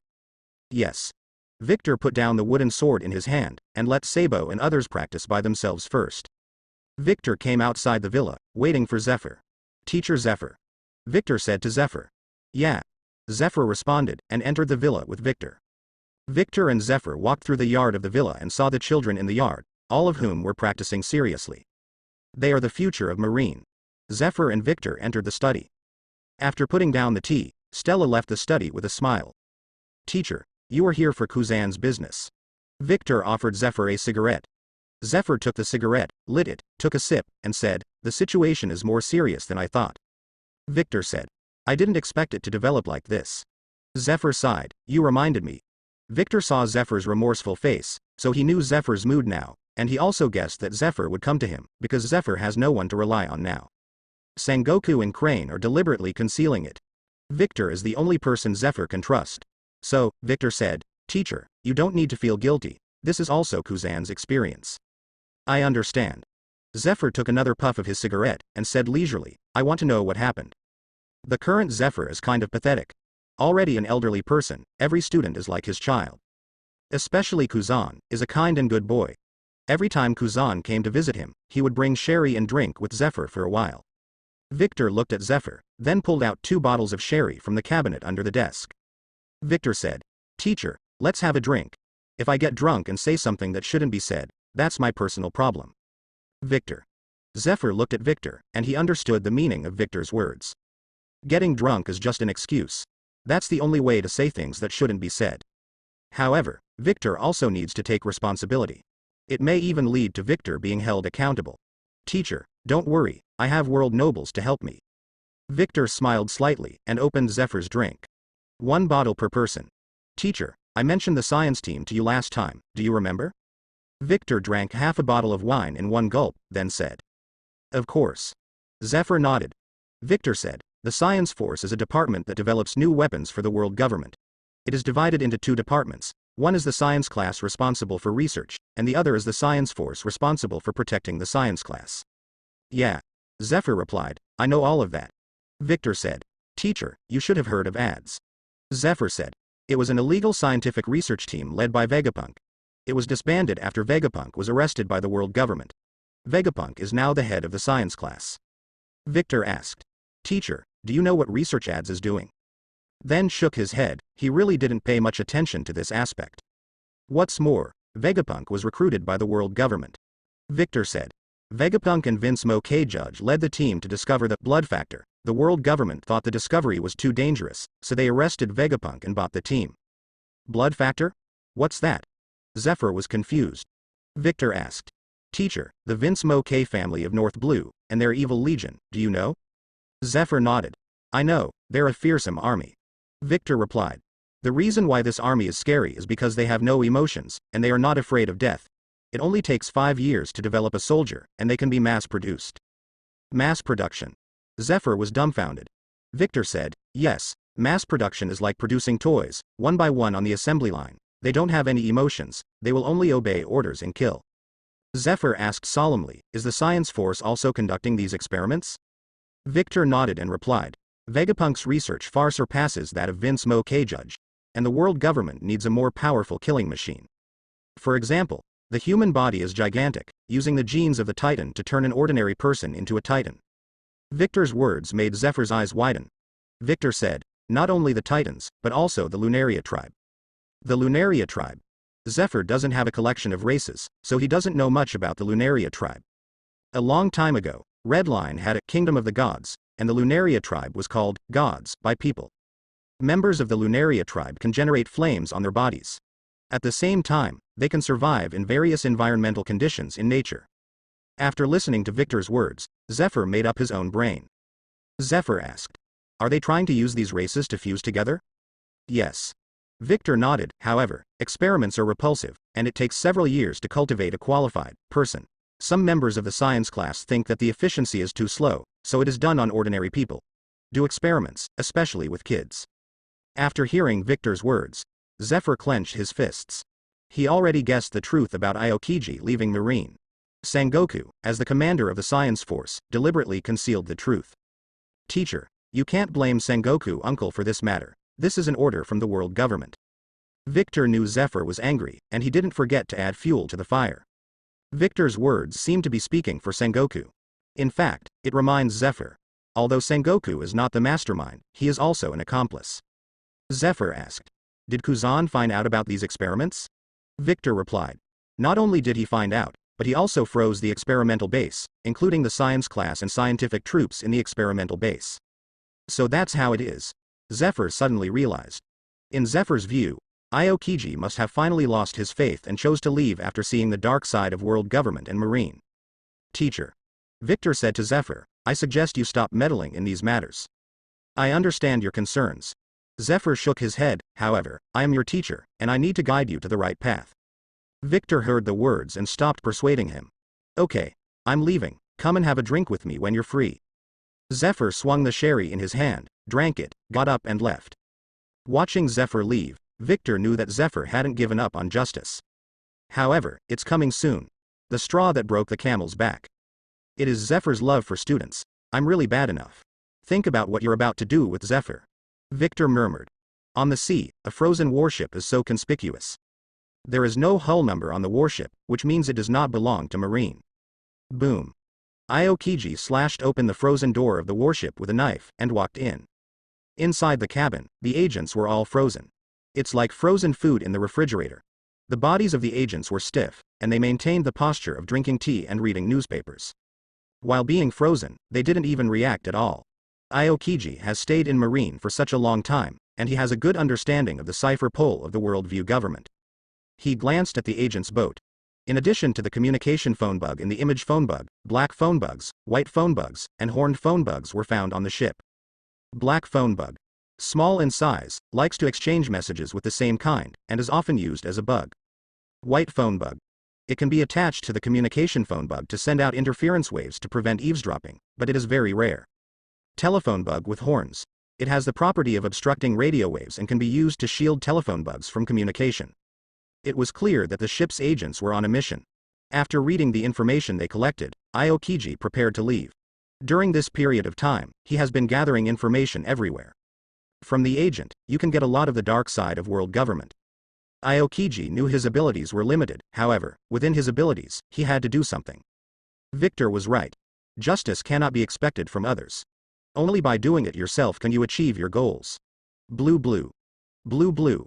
Kizaru sat on the warship, rummaged through his body, and found the phone bug calling in his pocket. Kizaru Admiral, Aokiji attacked a CP-7 ship. None of the agents on board survived. The attack location was in the waters near Natako Island. The person who spoke to Kizaru was a commodore next to Sengoku. This isn't the first time Aokiji has attacked an agent ship in the past few months. Although Aokiji didn't freeze people to death, it depends on the owner to beat a dog. These agents are people from the world government, attacking them is tantamount to attacking the world government. Although Five Elders has not made a statement yet, CP0 has repeatedly put pressure on Sengoku to let Sengoku deal with Aokiji as soon as possible. Therefore, Marine mobilized all intelligence resources to search for Aokiji's location. As long as you find it, notify Kizaru immediately and let Kizaru go there quickly. I see. After Kizaru finished listening, he ended the call. What a mess. Kizaru muttered. Although the relationship between Kizaru and Aokiji is not very good, it is not an easy job for him to arrest Aokiji. Sometimes, he really wants to complain. Why not let Victor do it? Admiral. At this time, Stallo Berry came to Kizaru. Stallo Berry has been following Kizaru, and he is one of the few direct descendants of Kizaru. This time Kizaru is promoted to Admiral, and Stallo Berry can follow suit. After this task is over, the promotion to Vice Admiral is certain. Huh. Kizaru glanced at Stallo Berry. The flying squirrel just sent a fax asking how Aokiji is doing. How do I reply? Stallo Berry said. The flying squirrel and Stallo Berry are in the same class. However, the flying squirrel is stronger, so the promotion is faster. Stallo Berry's talent is relatively average, tell them. Kizaru said indifferently. Kizaru carries out ambiguous justice. He wants to offend neither the doves nor the hawks. Even, I don't want to offend anyone. At the same time, Kizaru's attitude towards the task, it doesn't matter if it can be completed or not. Anyway, he did his best. Yes. Stallo Berry took out the phone bug and contacted the flying squirrel. Teacher. Kuzan attacked an agent ship in the waters off Natako Island. Zephyr held the phone bug in his hand, which mimicked the sound of a flying squirrel. I see. Zephyr ended the call. Zephyr's ship is a military school ship. This is a medium-sized warship with a full load of 300 people. Zephyr himself sets out to find Aokiji, at the same time. Sabodi Archipelago, inside Victor's villa. Victor knew the information earlier than Sengoku. With the help of Victor, Spandane has now been promoted to Deputy Director of the Office of the Director of Intelligence of the World Government. Although it is a deputy, but the power is not small. First of all, the Office of the Director of Intelligence of the World Government is in charge of CP1, CP9, which are the 9 departments directly under it. In addition, there are 21 intelligence agencies including the Intelligence Bureau, the Reconnaissance Bureau, and the Security Bureau. And Spanda is responsible for dispatching independent tasks and coordinating the cooperation of various departments. Therefore, the first-hand information of the world government can be sent to Victor in the first time. At this time, Victor turned his back to Lu Chi, and said with a deadpan expression, "You guys go there, pretend to be a CP9 agent, and find a chance to kill Aokiji." Yes. Lu Chi nodded and was about to leave. Victor said, "Take the seastone bullets." Yes. Lu Chi left the study. After Lu Chi left, Victor picked up the phone bug and he contacted Wright. Order the Marine closest to Natako Island to gather at Natako Island immediately. Master Zephyr must be kept safe. When necessary, you can provide support to Teacher Zephyr. After speaking, Victor ended the call. On the one hand, he sent someone to assassinate Aokiji. Although with Aokiji's strength, the success rate of Lu Chi's assassination of Aokiji is very low. But attitude matters. What is important is the attitude of the world government. On the other hand, they sent someone to protect Zephyr. Zephyr is the one who protects the calf. Seeing that Aokiji is in danger, he will definitely help. At this time, the people Victor sent to protect Zephyr represented Victor's attitude. Victor took the risk and came to protect the teacher. I'm so great. Victor was moved by himself. See Circle Calendar 1511. A ray of sunlight fell through a gap in the leaves and fell on Aokiji's face. He was wearing a dark green coat, black trousers, black boots, a brown backpack and round frame glasses, and was placed beside him. Suddenly, Aokiji's ears moved. He heard a rustling sound. The sound was dense and regular, not like a herd of beasts on a deserted island. However, Aokiji did not open his eyes and continued to pretend to be asleep. About a kilometer away from Aokiji, an agent wearing a mask has set up a special sniper rifle of the scientific army and aimed at Aokiji.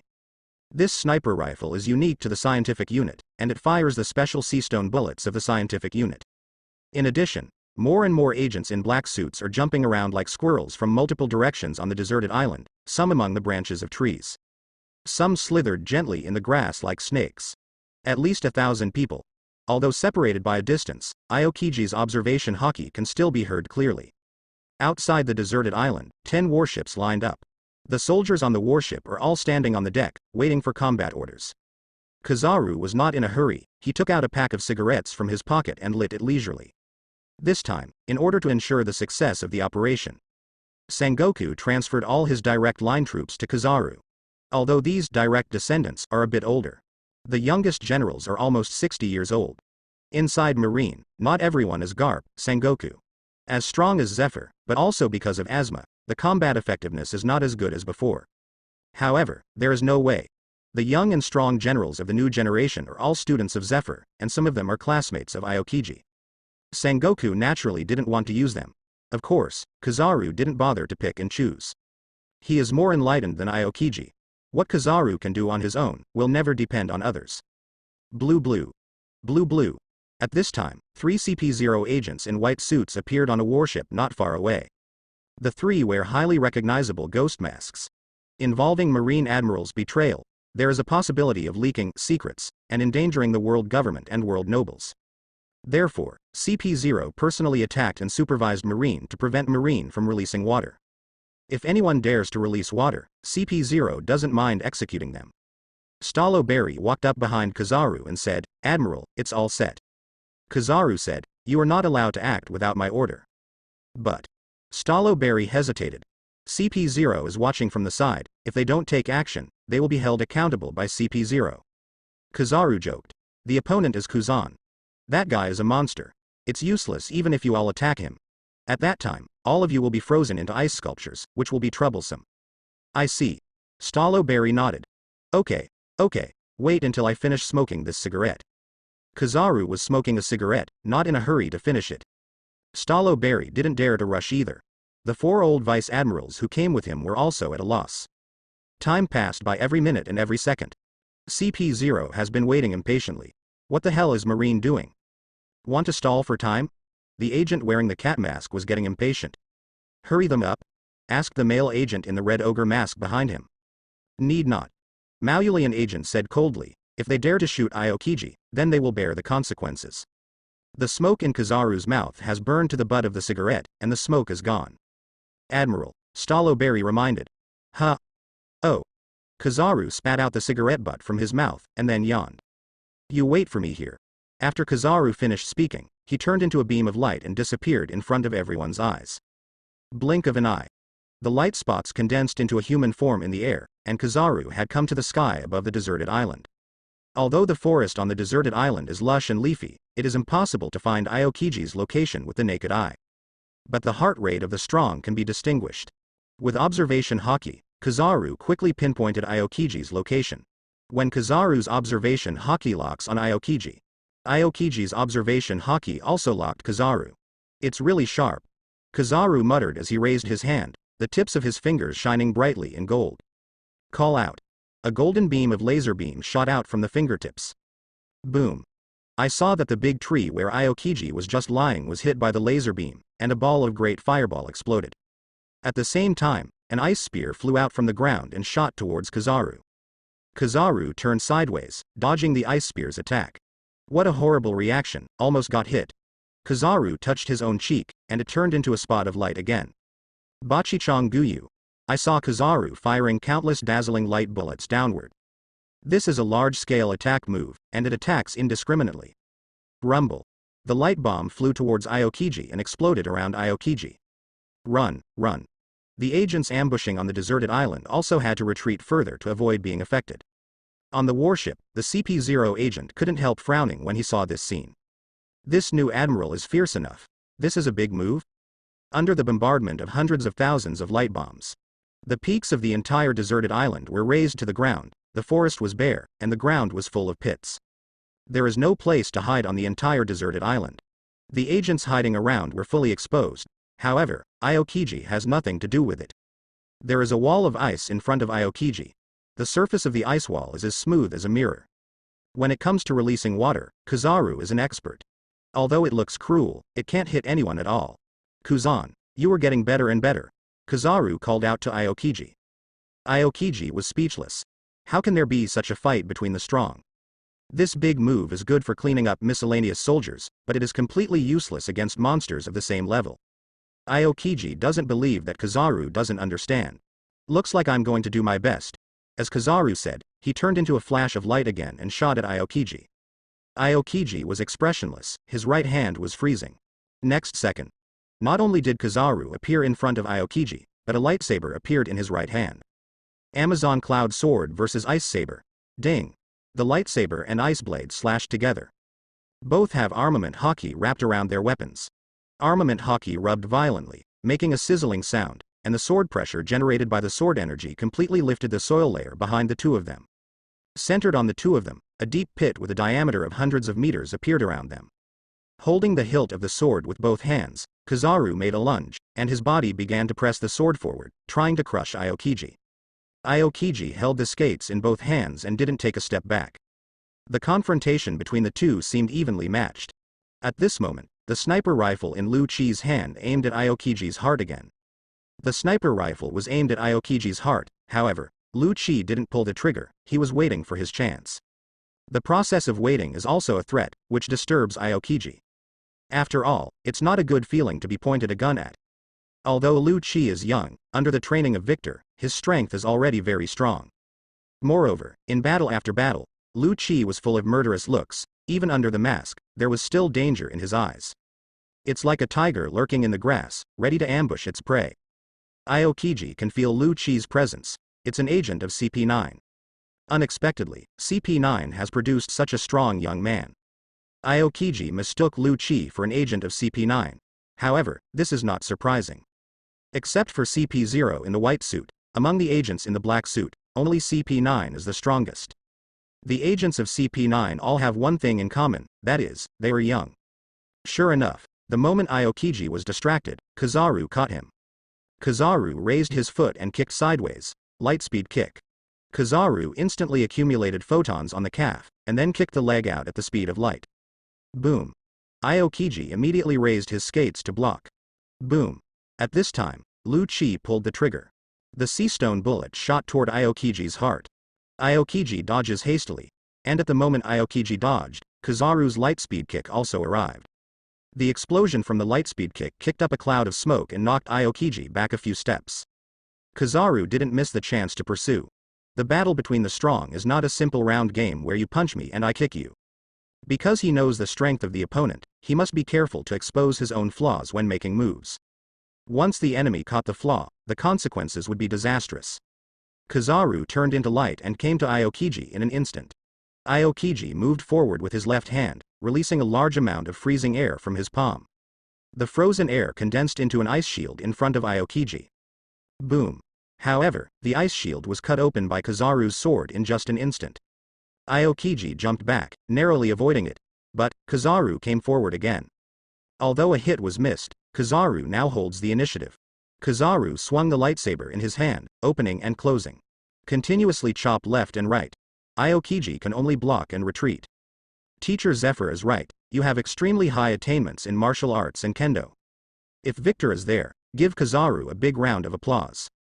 Kizaru seems to be complimenting Aokiji. In fact, it is yin and yang. Victor and Kizaru are in the same class, and he knows that Kizaru is the least liked by Zephyr. Because Kizaru likes to use Devil Fruit's ability. As for the cultivation of physical skills and sword skills, it is not very hard. Therefore, Kizaru took the opportunity to show a wave of physical and sword skills, seemingly mocking Aokiji, but actually mocking Zephyr. Aokiji didn't speak, but in an instant, the surrounding space was suddenly frozen. Aokiji releases a large amount of freezing air. White frozen air freezes Kizaru in Ice Yamanaka. However, just for a split second, a golden light shone inside the iceberg. Then, 10,000 golden lights shot out, blasting the iceberg into pieces. In the air, white mist rises, a vast expanse of whiteness. Boom. As Aokiji frowned, a laser beam shot at him. Aokiji continuously jumps backwards, dodging. Boom. Boom. Boom. Laser beams are shot towards Aokiji. As soon as Aokiji landed on his front foot, the laser beam exploded. Seeing this, Lu Chi pulled the trigger again. Boom. The sea stone bullet was fired, hitting Aokiji's back again. Aokiji's face was frosty, and white air was slightly exhaled from his mouth. The moment he turned around and slashed the bullet with his knife, he raised his left hand high. His left hand was raised above his head, forming a side of ice on top of his head. Rumble. The instant the ice shield was formed, countless light bullets landed on the ice shield. Both Ice Shield and Aokiji were blown to pieces. The ice cubes all over the floor melted again. Aokiji stood up again. It's really not easy to defeat you. Kizaru muttered. Aokiji wiped his cheek and chest. Still hurt a little. Kizaru is stronger than he imagined. In the past, Aokiji thought that among Victor, Akainu, and Kizaru, Victor was the strongest, Akainu was second, and Kizaru was third. Now Aokiji needs to reassess Kizaru's strength. This fool is not serious at all. Not far away, 3 CP0 agents saw this and were satisfied with Kizaru's performance. What they love most is seeing Marines fight among themselves. They all love watching dog-eat-dog scenes. However, it was Lu Chi who caught Agent Maoyu's attention even more. Another good seed has emerged from CP9. Agent Maoyulian squinted his eyes. He was interested in Lu Chi. Although it is a sniper rifle, it is not easy to threaten an admiral. You can cultivate it, said Agent Red Ogre Mask. Yeah. Agent Maoyulian said, after this matter is settled, you go ask for someone. While the CP0 agents were talking, a warship rushed to the deserted island. The man on the warship is Zephyr. The warship washed up on the beach. Teacher Zephyr. Why is Zephyr here? Zephyr Admiral. The appearance of Zephyr immediately attracted the attention of Marines. Whether it is a younger generation of generals such as Staloberry, or a veteran of Sengoku's direct line. Zephyr ignored Staloberry's reaction. I saw Zephyr stepping on moonwalk and rushing towards Kizaru and Aokiji. When Kizaru was about to slash hard, Zephyr slammed down with his fist. Boom. In the stratum between Kizaru and Aokiji, a big hole was blown out by Zephyr abruptly. There are dense spider webs on the ground. Kizaru frowned, and just blinked. A smile was added to his face, and he asked with a smile, Teacher Zephyr, what are you doing here? Zephyr said blankly, there is nothing for you here, I will take Kuzan back. Teacher Zephyr, I'm afraid this is not allowed. Kizaru waved his hand and said with a smile, this is the task assigned to me by the Marshal, unless the Marshal personally gives the order. Sengoku over there, I'll talk to him. Zephyr didn't take it seriously when he heard that Kizaru moved out of Sengoku. This is difficult. Kizaru rubbed his forehead and said. What are they talking about? Why is that old guy here? The cat and the face of the agent are at a loss. Agent Red Ogre's Mask replied. Zephyr wants to take Aokiji away. Although it was several kilometers away, Agent Red Ogre's Mask could hear it clearly. HMPH. Agent Maoyulian said coldly, let the people on the island do it. Whoever dares to stop him will be charged with treason. Yes. The blue ogre masked agent picked up the flare gun. Boom. A red flare exploded in the air. After seeing the signal flare, the expressions of Staloberry and the others changed. Because this means that the Marines on the 10 warships will have to do it. After seeing the flare go off, Staloberry complied. Go to the island. The Marines of 10 warships boarded the landing craft one after another and headed towards the deserted island. Facing the siege of 10,000 Marines, Zephyr wants to take people away? Teacher Zephyr, I suggest you not to be willful. At this time, Kizaru kindly reminded. However, his goodwill was limited to words. There was no way Zephyr would listen to him. What's more, Kizaru really wanted to see Zephyr in a mess. The Marines assembled quickly on the beach, and then formed a square formation, approaching Aokiji and Zephyr step by step. At the same time, The agents on the island also gathered around. The agents raised their rifles and took aim at Aokiji and Zephyr. The Marines did the same, drawing their knives and raising their guns. Zephyr, don't make things difficult for us. A gray-haired old vice admiral called out to Zephyr. This old vice admiral is called Mandy. He is 66 years old and is about to retire. Originally, he had withdrawn from the battle sequence and was working in the logistics of the headquarters. However, Sengoku knew that Aokiji couldn't do anything to the old man. Facing the seniors in Marine, Aokiji is not easy to make a move, so it is easy to fall into a passive position. Sengoku is very hateful. His hateful thing is that his heart is really dirty. He is above board, and he will avoid the contest if he can. Every time you attack an enemy, you will choose the enemy's weakness. For example, to capture the World Destroyer, use the divide meter. In the original plot, when Sengoku dealt with Whitebeard, he used Ace as bait and set a trap for Whitebeard's protective character. Mandy, haven't you retired yet? Zephyr frowned when he saw Mandy. He and Mandy also fought together and participated in many battles. Not only Mandy, but also the 4 vice admirals around Mandy, which one of them didn't crawl out of the dead. If you are an acquaintance, it will be very difficult. If you really have to do it, it's inconvenient.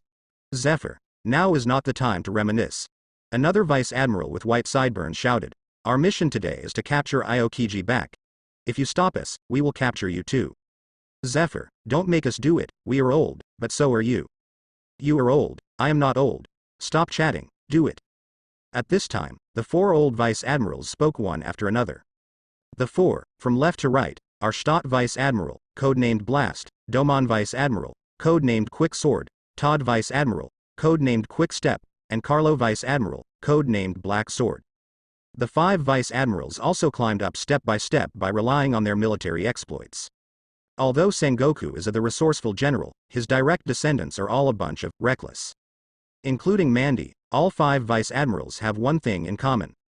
If you can do it, don't force it. Similar to Garp's personality. Moreover, they don't like to use their brains. Seeing this, Kizaru planned to watch the excitement. Zephyr is besieged by 5 old friends, how interesting. Teacher Zephyr.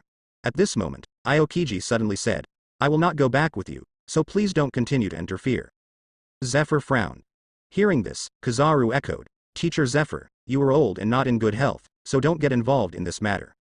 These words seem to be concerned about Zephyr, but they are actually insinuating Zephyr's current state. Old and sick. Are these guys reminiscing about the past?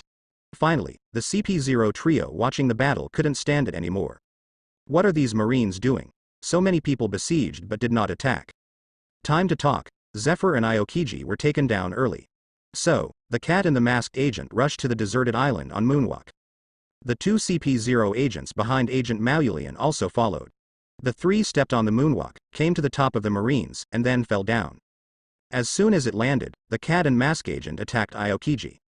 The hands of Agent Mauyu face turned into cat's claws, and wrapped around armament hockey at the same time. Aokiji raised the saber in his hand and blocked the attack of Agent Nekomata. Do it. Under the order of Mauyu masked agent, the surrounding agents rushed forward. Aokiji frowned. Now that Zephyr is here, he can't use it. Because his frozen air is an indiscriminate range attack. Ice cube storm Pheasant's mouth. I saw Aokiji gathered the cold air on his left arm, and he quickly released an ice bird. Not only does the ice bird pack a powerful punch, but it freezes wherever it goes. The ice bird flew over, forming a 10-meter-high ice wall between Aokiji and Zephyr, separating Aokiji and Zephyr. Kizaru saw Aokiji's intentions, and a smile appeared on the corner of his mouth. You don't think Mr. Zephyr is a drag, do you? While speaking, Kizaru swung the lightsaber in his hand and slashed at Aokiji. Aokiji's right arm exerted strength, and the ice blade in his hand pushed away Mao Yumao's agent. At the same time, the ice blade in his hand slashed to the right in a hurry. Bang! The lightsaber slashed heavily on the ice blade again. This slash made Aokiji step back with his left foot. Not waiting for Aokiji to adjust. Mandy Vice Admiral, Stade Vice Admiral, Domon Vice Admiral, Todd Vice Admiral, Carlo Vice Admiral 5 people have come to kill. Although the 5 old Vice Admirals are old, their strength is not bad. After all, Aokiji is not Kaido, Charlotte Linlin, he does not have steel skin, invulnerable.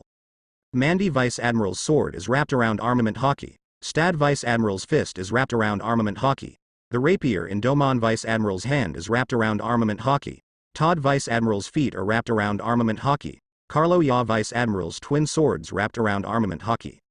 A Kizaru alone is tough enough to deal with. Now 3 CP0 and 5 Vice Admiral shot. Stallo Berry on the side hesitated, but did not attack Aokiji. Even so, 9 strong men besieged one person. Facing the siege of 9 people, Aokiji breathed a sigh of relief. I saw that his feet instantly turned into frozen ground. The freezing air spread. Watch your step. Mandy reminded. Immediately, all 5 of Mandy jumped up. However, the moment they leap, Aokiji controls Cairo. In the blink of an eye, hundreds of ice cones appeared on the ground. Each icicle pierced the surface, piercing Kizaru, CP0 agent, Mandy Vice Admiral and others. It seems serious. Kizaru muttered. The battle between Aokiji and Kizaru just now was not even a warm-up. Aokiji didn't speak, he had to concentrate all his attention to break out from the desert island. Sorry, if it's so easy for you to escape, then I can't explain to the marshal. I saw Kizaru jumped into the air, and then his body turned into a ball of light. The golden ball of light radiates light and heat to the surroundings. The frozen air and ice crystals in the air were quickly melted. The scary thing about Logia is its impact on the weather. Aokiji's freezing air diffused in the blink of an eye, permeating the entire deserted island. Aokiji can be controlled at will. The ice cones coming out from all directions are hard to guard against. Kizaru knows the properties of frozen air, and the properties of light, not just straight-line travel and speed. Under the sunshine, the ice and snow melted. The heat generated by light and heat cannot be underestimated. At this point, Marine and the agents see Admiral-level civil war for the first time.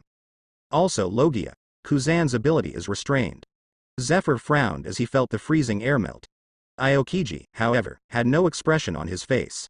That level of heat is not enough. I saw wisps of white cold air emitting from Aokiji's body. Subsequently, Ice Age, Aokiji released a massive amount of frozen air in an instant. The majestic frozen air spread instantly, with overwhelming momentum. It was going to swallow Kizaru, and the Marines and agents around Kizaru. It's terrible. Kizaru fell back to the ground. At this time, his body burst into dazzling golden light. People around Kizaru had to close their eyes. Accompanied by the dazzling glare, it released even more terrifying heat at the same time. Like a little sun, any frozen air that wanted to devour Kizaru quickly disappeared after encountering the little sun. When Mandy and others opened their eyes, except for those who were very close to Kizaru, most of the surrounding agents and Marines were all frozen by the freezing air. Kizaru looked around and pretended to be relieved. I was almost frozen. Aokiji looked at Kizaru, and he was not happy looking at Kizaru now. Install it, and then install it. He is obviously very strong, but he has to pretend to be funny. Just then, Zephyr came to Aokiji. Teacher. Aokiji frowned. He now had the urge to freeze Zephyr in the freezer. Although you have many things to review, but after today's matter is over. After Zephyr finished speaking, he rushed towards Kizaru. Teacher Zephyr, you are obstructing our mission. Kizaru raised his foot and kicked Zephyr with a lightspeed kick. Zephyr's observation hockey is always locked onto Kizaru, so after he dodges the attack with Razor, he dodges continuously and then approaches quickly. Kizaru raised his arms. Boom. Zephyr's fist landed firmly on Kizaru's left arm. Teacher Zephyr's physical skills are still so strong. As Kizaru spoke, he stepped on the ground with his right foot and disappeared in front of Zephyr. Zephyr turned quickly, raising his arms in front of him. Boom. Kizaru kicked at the speed of light and kicked Zephyr's left arm hard. Zephyr frowned. Kizaru's kick is powerful. As expected of Teacher Zephyr, the reaction speed is so fast. As soon as Kizaru finished speaking, an ice spear flew past his ear. Kizaru turned his head to look at Aokiji, almost forgot the business. Kizaru's body turned into a point of light. Next second, Zephyr's fist hits the air. Kizaru has come to Aokiji. Aokiji's feet seem to merge with the ground. Icicles. Icicles emerged from the ground and stabbed at Kizaru. However, every time he was about to stab Kizaru, Kizaru disappeared. Until Kizaru came in front of Aokiji, he was holding a lightsaber in both hands, and was about to cut it down with a sword. Icicle breaks in. Rumble. In an instant, hundreds of black ice cones wrapped around armament hockey sprang out from the ground at a speed that was beyond the range of human eyes. Kizaru's body was pierced with ice picks. Obviously you also rely on Devil Fruit's ability. Kizaru's head was also pierced with an ice pick. After speaking, Kizaru's body turned into countless light spots, and then recondensed into a human form in the air. So, why is this attitude only towards me? Kizaru's face was a little mocking, and the palm of his left hand turned into a photon. Photons condense into clusters. Boom. With just one blow, there was a huge explosion. The heat generated by the photosphere blasted away the ice cones and frozen soil on the ground. At this time, it is difficult to see the positions of Aokiji and Kizaru with the naked eye. When Agent Mao Yulian still wanted to find out the situation, a figure flew over, and he dodged subconsciously. Boom. After a closer look, it turned out to be Mandy Vice Admiral. It was Zephyr who sent Mandy Vice Admiral flying. Zephyr, are you crazy? Mandy got up from the ground in some embarrassment. You are the ones who are crazy. Zephyr looked at Mandy and the others coldly. Are you trying to force Kuzan away and make him completely disappointed in justice? We're just going to bring him back to the headquarters, Mandy explained. The cat and the masked agent yelled, don't talk nonsense, catch them both together. Then try it. Zephyr's arms are wrapped around armament hockey. At this time, to support his students. Otherwise, how lonely and desperate Kuzan would be. Zephyr thought so. However, in the face of so many former robes, how can he strike hard? At this time, boom, boom, boom, cannonballs flew towards the beach. Shells hit the beach, leaving craters and splashing sand. Everyone turned their heads and saw more than a dozen warships on the sea. However, these warships have the flag of the Blue Ocean Club on them. It's Victor's man. Mandy frowned. What is Victor going to do? Stott Vice Admiral is on fire. Zephyr looked over, feeling warm in his heart. His students are here. At this time, Felix, Rodney, Ghost Spider, Dogman and others stood on the deck of the warship. Are these guys betraying the world government? Agent Mao Yulian stared at Marine coldly with a sullen face. At this time, Felix picked up the microphone and shouted, Teacher Zephyr, the senior asked us to protect your safety. The cat and mask agent also took out the microphone and shouted to Marine, CP0 is handling the case now, if you dare to intervene, you will be punished as traitors. Agent Cat and Mask has always been a fake tiger. Relying on being someone close to the world's nobles, they put hats on people everywhere. Even Marshal Marine dared to label them as disrespectful to celestial dragons or traitors. However, Felix didn't take it seriously. Felix held the microphone and continued to shout, we have received news that there are pirates posing as CP0 agents with the intention of assassinating Zephyr Admiral. Mao Yu masked agent, as well as the two men behind him were dumbfounded. They have always been the ones who put hats on others. Why is it the other way around today? Repeat, we have received news that there are pirates posing as CP0 agents with the intention of assassinating Zephyr Admiral. Felix's yelling made Agent Mao Yu's anger surge upwards. These bastards. Cat and masked agents rushed to the warship where Felix was on moonwalk. The two agents behind him followed suit. However, they have only just landed on deck. Wow. The gunshots were raised neatly. Clang. Rodney, Ghost Spider, Dogman and others drew their swords at the same time. Don't move. The strength of Ghost Spider, Dogman and others is not comparable to Mandy and other old Vice Admirals. To be exact, the strength of Naval Headquarters Vice Admiral took a qualitative leap after Zephyr took over the military academy. Because before Zephyr, most Marines started from the recruit training camp, from the most common seaman recruit, and slowly started to promote. Although it is fair, there are many good seedlings with excellent talents who died during their recruiting period. After Zephyr took over the military academy, he helped the recruits through the most dangerous stage, and at the same time, laid a solid foundation for them. Therefore, the new generation of young and middle-aged Vice Admiral in this department, they grow up very fast, and their personal strength is far superior to that of the older generation.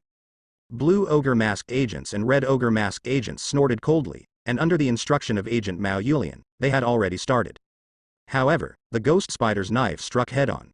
When Agent Red Ogre dodges the mask, the Ghost Spider's hair is seen flying again. Return to life 6 sword style. The Ghost Spider's hair was like an arm, holding 4 knives, and coordinated with the Ghost Spider's double knives, chopping continuously. Ding ding ding, accompanied by bursts of sparks. The Red Ogre masked agent kept backing away, getting more and more frightened as he blocked. On the other hand, Dogman's moves were not so fancy. He swung armament hockey's sword around him, and with just a few knives, he forced the Blue Ogre masked agent to the side of the ship. After a while, the two were subdued by Ghost Spider and Dogman. Although the strength of the two of them is strong, they are stronger than ordinary CP9 agents. However, they can only reach the level of an ordinary Marine Vice Admiral if they die, and they are still far from the elite Vice Admiral of Naval Headquarters. In the original plot, Doflamingo used the ability of String Fruit to trick Vice Admiral Mozambique. The cat frowned at the agent again. Although he didn't do anything, the current situation was not good for him. What do you want to do? Are you guys trying to rebel? It was the first time Agent Cat and Mask faced this situation. He lowered his voice and warned fiercely. However, Ghost Spider, Dugman and others completely ignored the threat of Agent Cat and Mask. Rodney's knife had even reached Agent Maoyu's neck. Rodney said, "Until your identities are verified, you'd better be honest." Felix also said, "We have orders from Victor Admiral." Victor. After hearing Victor's name, Cat and Mask Agent's eyes lit up, and he snorted coldly. "So, Victor ordered you to do what happened today?" As long as Rodney, Felix and others dare to say yes, the Cat and Mask Agent will dare to label Victor. Rodney sneered, "Victor Admiral knew you would say that." At this time, a Marine brought the phone bug over. "Master Victor wants to talk to you." Rodney handed the microphone to Agent Cat and Mask. Agent Cat and Mask picked up the microphone. "I'm Victor." The phone bug imitates Victor's expression and voice. Agent Maoyu masked with a sneer and said, "Victor, you are so brave, you dare to obstruct CP0's mission. If you can't learn to shut up, you can feed the fish in the sea now." Victor's voice was devoid of emotion. While Victor was speaking, Rodney had already pushed the knife so hard that the blade sliced through Agent Madamaskin's skin. "You." Agent Maoyu's mask widened his eyes. "Do you think I dare not?" Victor asked back. When Agent Cat and Mask was in Mariajoy, he had heard Victor's name. Know that Victor is a tricky guy, not Admiral to play around with. I also know that Victor has a backer. I once heard a proverb. If you must eat shit, swallow it with your last breath. Don't hesitate. I hope you're smart. Victor was warning the CP0 agent not to be ignorant of good and evil. Rodney and the others kept smiling, looking at the 3 CP0 agents in front of them. These CP0 agents can shit and piss on Sengoku's head, but when it comes to Victor, they always hit a wall. Probably, this is the wicked man's own grind. Handcuff them first. Rodney said. Soon, a sea soldier brought the handcuffs. Agent Cat and Mask nodded slightly, then stretched out his hand. After subduing the 3 CP0s, Rodney and others sent people ashore. Mandy Vice Admiral and others saw CP0 agents. They are now in handcuffs. They are behaved.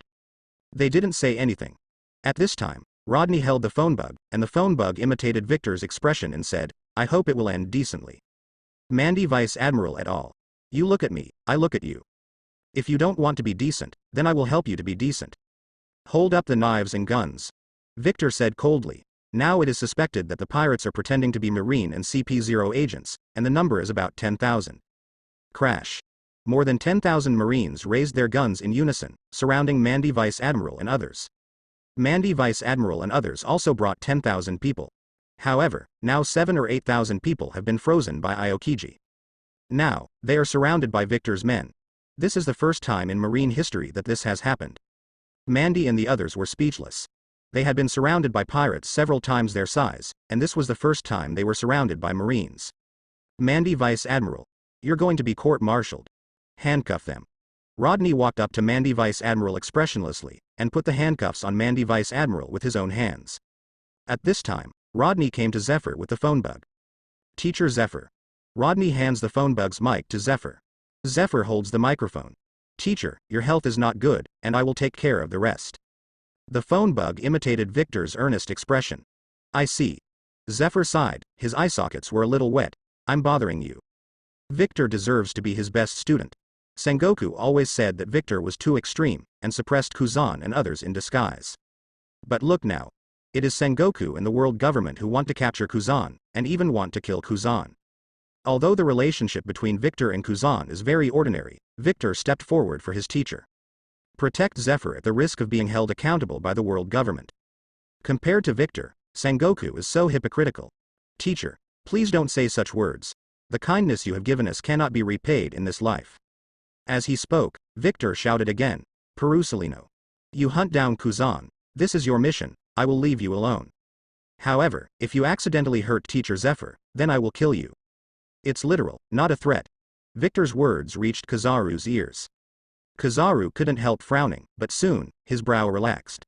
He understood what Victor meant. His capture of Aokiji can continue. However, the premise is that both he and Aokiji can't get their Zephyr involved. That's easy. After all, one-on-one, Kizaru has never been afraid of anyone. Whoever he fights, he can make a 50-50 split.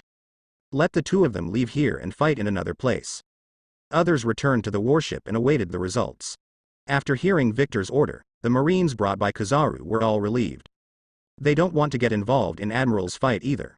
The entire sea, including islands surrounded by the sea. At this point, it was completely frozen. Traces of battles can be seen everywhere on the island. The flattened mountains and forests are like the surface of the moon. Marineford, Naval Headquarters. Inside the Marshal's office. Victor, how do you want to explain this incident? Sengoku questioned Victor. Victor sipped his tea and calmly replied, what does the Marshal want to explain? Sengoku said with a sullen face, if you hadn't intervened, then Kuzan would have been brought back. Victor replied, if someone really needs to take responsibility, then you should go to Kizaru, who failed to bring Aokiji back. Aokiji and Kizaru fought each other on a deserted island, and in the end, Aokiji escaped. This result was within Victor's expectations. Aokiji, Kizaru, and Akainu, in fact, there is not much difference in the strength of the three. Akainu can beat Aokiji if he dies. What Akainu can do, Kizaru can too. There is only one major premise, that is to work hard. Will Kizaru be someone who will go all out to complete the task? He is just a simple office worker. No need to be desperate. When Sengoku heard Victor blamed him, his anger came up, using force to control CP0. This kind of thing has never happened since the establishment of Marine. Facing Sengoku's questioning, Victor was right. He asked back, Marshal, do you want me to see Mr. Zephyr have an accident? Or, do you want to see Mr. Zephyr killed? Or, sent to impel down? Sengoku frowned. Victor now pulls Zephyr out. Sengoku is really a stickler. After all, the veterans in this department are almost retiring now. Naval Headquarters must be on top of the young and strong. Offending Zephyr at this transitional time is to offend all the younger generations. Be it doves or hawks, they are all students of Zephyr. However, if you swallow it like this, Sengoku will be even more upset. It's like eating a fly, it's disgusting. Seeing this, Victor said coldly, if you get angry because you didn't catch Kuzan, then we will issue a warrant to hunt him down as a buster call, and this time I will do it myself, and I will definitely cut off Aokiji's head for you. Sengoku was speechless, completely speechless. If a buster call is issued to Aokiji, Victor is also sent to kill Aokiji. Then Sengoku is still acting as the commander of the ass. Who else will support him among the dovish generals in this department? Victor doesn't care. Whether it's the Blue Ocean Club or Akainu's gang, they are all hardcore supporters of Victor. And what about Sengoku? How many people are there left that can be used around me? You go out first. Sengoku waved his hand, he didn't want to see Victor for now. Victor hummed, then turned and left the office. As soon as Victor left the office, he saw CP0 approaching. CP0 and Victor passed each other. No need to guess, Victor also waited until CP0 to put pressure on Sengoku to let Sengoku deal with Victor. Victor returns to his office. At this time, Rodney, Felix and others were waiting for him outside the office. Nothing. Go and do your work, Victor said with a smile. Yes. Rodney and the others breathed a sigh of relief before leaving in peace. If Victor gets punished by Sengoku, they will definitely protest. With the current strength of the Blue Ocean Club, as long as they work together, they will definitely be able to put a lot of pressure on Sengoku. Victor smiled slightly and walked into the office. In the office, Akainu is already waiting for Victor. You're finally free, Victor said with a smile. Although Kizaru couldn't bring Aokiji back, Sengoku couldn't punish Kizaru either. You can't punish Kizaru just because you can't complete the task. However, since Kizaru is Admiral, he must perform Admiral's duties. Sengoku puts Kizaru on duty at Mariajoy and calls Akainu out. Sengoku is also a sensible person. Compared to Kizaru, Akainu's work attitude is simply a model worker. Therefore, Sengoku intends to use Akainu more. Even if Akainu is now on Victor's side. Akainu said with a blank face, CP0 is dispatched in large numbers, this matter will not end so easily. One of the benefits of being on duty at Mariajoy is being able to keep an eye on the celestial dragons, as well as CP0. Don't worry, it won't be a big problem, Victor said with a smile. What happened to Kuzan, world government doesn't want it to happen again. Yeah. Akainu nodded, which he agreed. The world government lost an admiral-level combat power. This is a huge loss. Despite Kizaru's additions, the 5 elders will not be happy with loss aversion. Okay, you can stay on duty, I plan to go back and rest. After finishing speaking, Victor got up and left the office. Inside the marshal's office when Victor left the office. As Victor expected, CP0 is putting pressure on Sengoku. As the Marine Marshal, you can't even control your own subordinates. The CP0 agent taunts Sengoku. Sengoku did not respond. Very good. Seeing that Sengoku was dumb, CP0 agent sneered and said, "You Marines will know how serious the consequences are. Don't steam the steamed buns to fight for breath." Agent CP0 was taken into custody by Victor's men, handcuffed during the process. The lost face must be regained. Therefore, CP0 puts pressure on Sengoku to punish Victor. When Victor returned to the villa, Zephyr was already waiting for him in the villa. After returning from the desert island, Zephyr was sent to Victor's villa. Zephyr thought Victor was worried that he would be implicated. Only then did he take him to the villa for protection. After all, this time the Kizaru mission failed because of Zephyr's obstruction. If the world government is going to be held accountable, then Zephyr must be doomed. As soon as Zephyr came back, Victor was called to the headquarters by Sengoku. "How is the situation?" Zephyr asked worriedly. Victor patted Zephyr on the shoulder and said, "Teacher, don't be tempted, nothing will happen." "Really?" Zephyr was still concerned. Although Aokiji escaped smoothly, Zephyr was not happy at all. "On the contrary, I feel more guilty. From Zephyr's point of view, he has now implicated Victor. As a result, Victor will face the responsibility of the world government and even the celestial dragons." Victor said indifferently, "Teacher, it's fine for Garp uncle to have a wanted criminal's son, and so am I." Hopefully. Zephyr heard Victor mention Garp. Thinking about it is also right. If the world government is serious, then Garp has already been arrested. The reason for not catching Garp is also very simple. Because Garp is strong enough and influential enough. Victor is now the future of Marine, and he is powerful. The world government really needs to take care of Victor's feelings. Taking a step back, even if the world government pursues accountability, it's a big deal. I'll build a new Marine. Anyway, it's all for justice, and I have a group of like-minded comrades. Victor's words startled Zephyr. Build a new Marine. Victor really dared to think. Teacher, if we don't have this military uniform, won't we be able to implement justice? Victor asked Zephyr. Zephyr frowned and said, Marines' law enforcement powers are given by the world government. Victor replied. Teacher, since this is the case, what the world government has done is just. We cannot have any objections to the world government. Kuzan's actions should also be severely punished. Forget about Kuzan, don't mention it for now. Zephyr looked tired, he was tired, physically and mentally tired. I don't want to mention these things again. Victor stopped talking and said, Teacher, I'll take you back. Victor knew very well that the words of building a new Marine were, in Zephyr's ears, really treasonous.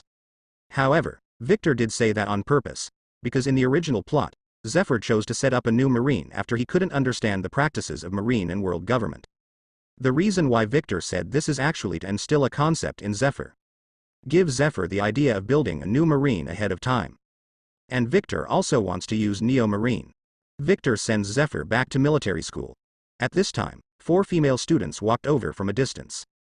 3 girls walked in front and 1 girl followed. Young, beautiful, full of energy, they are all lovely girls. All 4 of them were wearing blue Sea Club badges. However, the characters of the 4 can be clearly seen. The 3 in the front row are very outgoing. The girls in the back row were quiet and shy. Victor took a closer look. It was Ain. In the original plot, the Marine training ship led by Zephyr was attacked by pirates, and all his beloved students were killed except Ain and Binz, and his right arm was also cut off. And Ain and Binz followed Zephyr and accompanied Zephyr to establish Neo Marine. Hello, teacher. Hello, senior. The girls greeted them and greeted Zephyr and Victor. Zephyr grinned more when he saw the students. He really regards every student as his own child. Just like Whitebeard, the love for children is written in the eyes. Hello, teacher. Hello, senior. Ain said shyly. Well, hello, you guys. Victor greeted the 4 girls, not too enthusiastically. The 4 girls watched Zephyr and Victor go away. I don't know if I can be assigned to work next to my seniors after graduation. At this time, a girl said, I also want to be with the senior. I want, too. The senior is really handsome. It's not just handsome, the seniors value love and righteousness. This time, because of teacher Zephyr, they turned against Marshal Sengoku.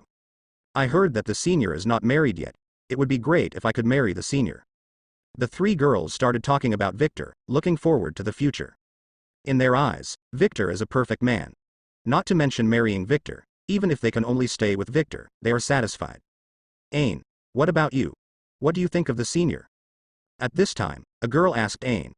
Ain nodded shyly, I also want to stay and work with my senior. Then let's work together. I heard that only the best people can stay with the seniors. Let's work hard together, the four sisters in dormitory 316. Holy Land Mariajoy, Pangu City. Sora and Sengoku were both called to power. 5 elders wanted to chat with them. Do you know why I called you here? Hearing 5 elders' question, Sengoku replied, it's about Aokiji. Not only Aokiji, but also your ability to control Marine. As the Marshal, you can't even control Admiral below, shouldn't you reflect on yourself? After hearing what 5 elders said, Sengoku frowned, and he replied, indeed, there is a problem with my control of the headquarters. So what do you think is the problem? We don't want to hear anything like this happen again. Especially CP0, in private, you have conflicts with CP0, that's your business, but, arresting them in front of so many people, this kind of thing really shouldn't be. The 5 elders are on the hunt. Sengoku didn't answer. What can he say? Because of Zephyr. Again because of Victor. The reason Victor did it was because of Zephyr. Punish Victor. How to punish? Suspend Victor, or sent directly to a military court.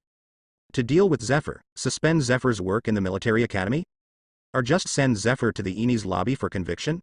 If Sengoku really did this, then both the doves and hawks in the headquarters will be offended. Unless Garp can stand up and help him suppress the doves. However, the Garp guy is back in the East Blue. Why don't you talk?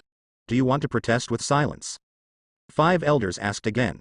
Sora glanced at Sengoku, and then said, this matter is indeed Sengoku's problem, and it is also an internal problem of Marine. We will deal with it. Then, Sora gave Sengoku another wink. Sengoku got it. Kong was hinting at him. Zephyr is interfering with the mission, he should be suspended from work and sent to the Enies lobby. Victor's unauthorized mobilization of troops will also suspend his work, and all Marines involved in this incident will also be suspended. In the meantime, Victor and the Marine involved in this operation, the Inspectorate and the Gendarmerie will all be investigating. The headquarters will never tolerate it. Sengoku finished speaking in one breath. After listening to Sengoku's words, the 5 elders looked at each other. Let's do it like this. After 5 elders finished speaking, Sora and Sengoku went back. Sora and Sengoku leave the room of power and walk in the promenade of Pangu City. Walking ahead, he smoked a cigarette and said, after this incident is over, it will be even more difficult for you in the headquarters. I know. Sengoku clenched his fists, he felt extremely aggrieved. There is a feeling of strength all over the body, but there is nowhere to use it. You should find a chance and have a serious chat with Victor. After Sora finished speaking, he strode towards his own office. Sengoku left Pangu City, he is very clear. What does it mean to punish Zephyr and Victor this time, as well as a group of Blue Sea Clubs and Hawk Generals? Victor's Hawks and Generals of the Blue Ocean Society did not cooperate with Sengoku's command.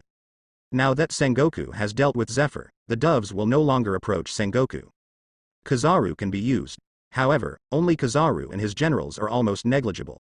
In this lean time, after losing the support of the 2 major factions in the headquarters, Sengoku will really become a bare-bones commander and be completely emptied. On the other hand, Victor, although he disagreed with the doves in the past, this time he will defend Zephyr at all costs. Love and righteousness. After losing Aokiji, the dove generals will also turn against Victor. Victor has instead become the most powerful person in the department. The penalty for naval headquarters is out. Victor, Rodney, Felix, Ghost Spider, Dugman and others have all been suspended from their posts and will be investigated by the military police department. Zephyr, too, was suspended from all military academy jobs and sent to Enies lobby for conviction. A stone stirs up 1,000 waves, no doubt. Although the result of this treatment was reasonable, it was also unexpected. Sabodi Archipelago, inside Victor's villa. Surround here. The 3 CP0s took the lead, followed by not only a group of agents in black suits, but also a large group of military police in white helmets. These gendarmes belong to the Gendarmerie Department of the World Government. In addition, the inspectorate to which naval headquarters belongs is also involved in this operation. The special agents and military police of the brigade rushed into Victor's villa. The Marine Inspectorate followed suit. All members of the Marine Inspectorate are over 60 years old. They are all retired veterans with high prestige within Marine. What are you doing? At this moment, Sabo scolded. This is the place of Lord Victor. Kuina's hand was on the handle of the knife, ready to draw it at any moment. Kaku, Khalifa and others also took up weapons. Shin Duoli was frightened, and she was a little overwhelmed. The maids in the villa all came to Stella. It's normal for them to be afraid. Because since they came here, they have never encountered such a thing. What are you doing? At this time, Wright came out and asked with a frown. Let Victor come out and come with us. From now on, we must investigate him. The leading CP0 agent is the cat and mask agent. This time he came for revenge. I just received the notice, and you are here. Are you ready to arrest me? At this time, Victor came out of the villa, and he said with a blank face. Victor, I advise you not to do stupid things. Agent Cat and Mask warned. They all know that Victor is very powerful, and if Victor resists, then they are indeed not opponents. Stupid thing? What stupid thing do I need to do? Victor asked rhetorically. Since you are willing to cooperate, come with us to the Gendarmerie department. As soon as Agent Maoyu finished speaking, Agents Red Ogre and Blue Ogre came up behind him. They want to handcuff Victor. Seastone handcuffs. Victor raised his hand, took out a cigarette with a blank expression on his face, took a puff, and asked with a smile on his face, Don't worry, I just want to ask you a few questions. What? Agent Maoyu asked. Victor asked. Do you have to wear handcuffs when you go to the Gendarmerie? You violated the world government. As soon as Agent Cat and Mask spoke, Victor raised his hand and interrupted him. Wait. Don't you understand me? Victor suddenly disappeared and appeared in front of Agent Maoyu's mask. He stretched out his hand, grabbed Agent Maoyu's neck with his hand, and held the latter up in front of him. What do you want to do? The surrounding agents, military police, and inspectors panicked. Just having some friendly interactions. Victor's hands were still straining as he spoke. In the blink of an eye, the upper half of Agent Mao's mask had turned purple-black. There is no need to doubt that as long as Victor is willing, he can crush the neck of the Cat and Mask agent in minutes. Even the Cat and Mask agent is not weak. However, in Victor's eyes, they are all rubbish that can be done in seconds. I will continue to ask you now. Was it the 5 elders, or did the nobles of the world send me to the Gendarmerie in handcuffs? If you dare to answer wrong, then I will deal with you now. Victor asked calmly. After asking, Victor looked at the people around him again. The atmosphere suddenly became tense. Misunderstand. Misunderstand. At this time, a man hurried over. It was Spandane. Spandane first raised his hand, slapped several agents in black, and then came to Victor. Master Victor, misunderstood, misunderstood. It's just for you to cooperate with the investigation, Spandane explained. Is that so? Victor looked at Agent Nekomata. The Cat and the Masked agent were already speechless. Spandane nodded cautiously. HMPH. Victor put Agent Cat and Mask aside. You are at home, as usual. After telling Stella and others, Victor walked forward without looking back. Let's go. Go to the Gendarmerie department. Wright, Connor and others followed behind Victor. The Ministry of Military Police of the world government is definitely a frightening existence. In the past, once the army and marine of the world government were brought to the Gendarmerie, they would lose their skin even if they were not dead. The minister of the military police is called Hayward, and he is best at torture. Inside the minister's office, Hayward listened to the latest dance music and watched the scene in the interrogation room. He likes to listen to jazz, with the sad face in the interrogation room. It's a bit pervert, but he likes it, and it puts him in a good mood this time. Minister. Suddenly, a soldier walked into the office and reported to Hayward. Has everyone been captured? Said Hayward, smoking a cigarette. Everyone is here, but, the soldiers stammered. But what? Hayward frowned, a little unhappy. The soldier replied, they beat us all up. Huh? Hayward was stunned. This is the Gendarmerie. Hayward patted the table, stood up, picked up a whip, and walked out, saying as he walked, I want to see how brave these guys are, daring to act presumptuously in Laozi's territory. Hayward came to the lobby on the first floor. I saw that the hall was full of people lying here and there. All were members of the Gendarmerie. The surrounding CP0, as well as world government agents, are all watching. And Victor was sitting on the sofa with his legs crossed, smoking a cigarette. Victor. Hayward was angry, and his temper was very hot. However, before Hayward got close to Victor, Rodney and others surrounded Hayward. What do you want to investigate? Victor asked, smoking a cigarette. This is Laozi's place. As Hayward spoke, his body changed and he grew 3 dog heads. Zone Phantom Beast Dog Fruit 3-headed dog form. 3 dog heads roared at Victor. Hayward had heard that Victor was strong and a tough guy. Therefore, head start is a must. He wants to give Victor a blow. Victor smokes, and in front of Hayward, he transforms, too. To transform into a gigantic titan, step on the ground first. Rumble. The ground felt like an earthquake. Shave. Victor appeared in front of Hayward. Although Hayward locked Victor with observation hockey, his reaction was still slow. Victor raised his hand and slapped Hayward's 3 dog heads to the floor. Are phantom beasts amazing? Lousy will transform too. This is the first time the Gendarmerie has encountered such a thing since its establishment. It is said that a strong dragon does not overwhelm a local snake. Victor didn't give Hayward any face. He came up and pushed Hayward to the ground. If you want to be the minister of the Gendarmerie, you must be able to suppress people. Especially against thorns. But, as a result, Hayward's temper has been grumpy over the years. Didn't expect him to meet Victor.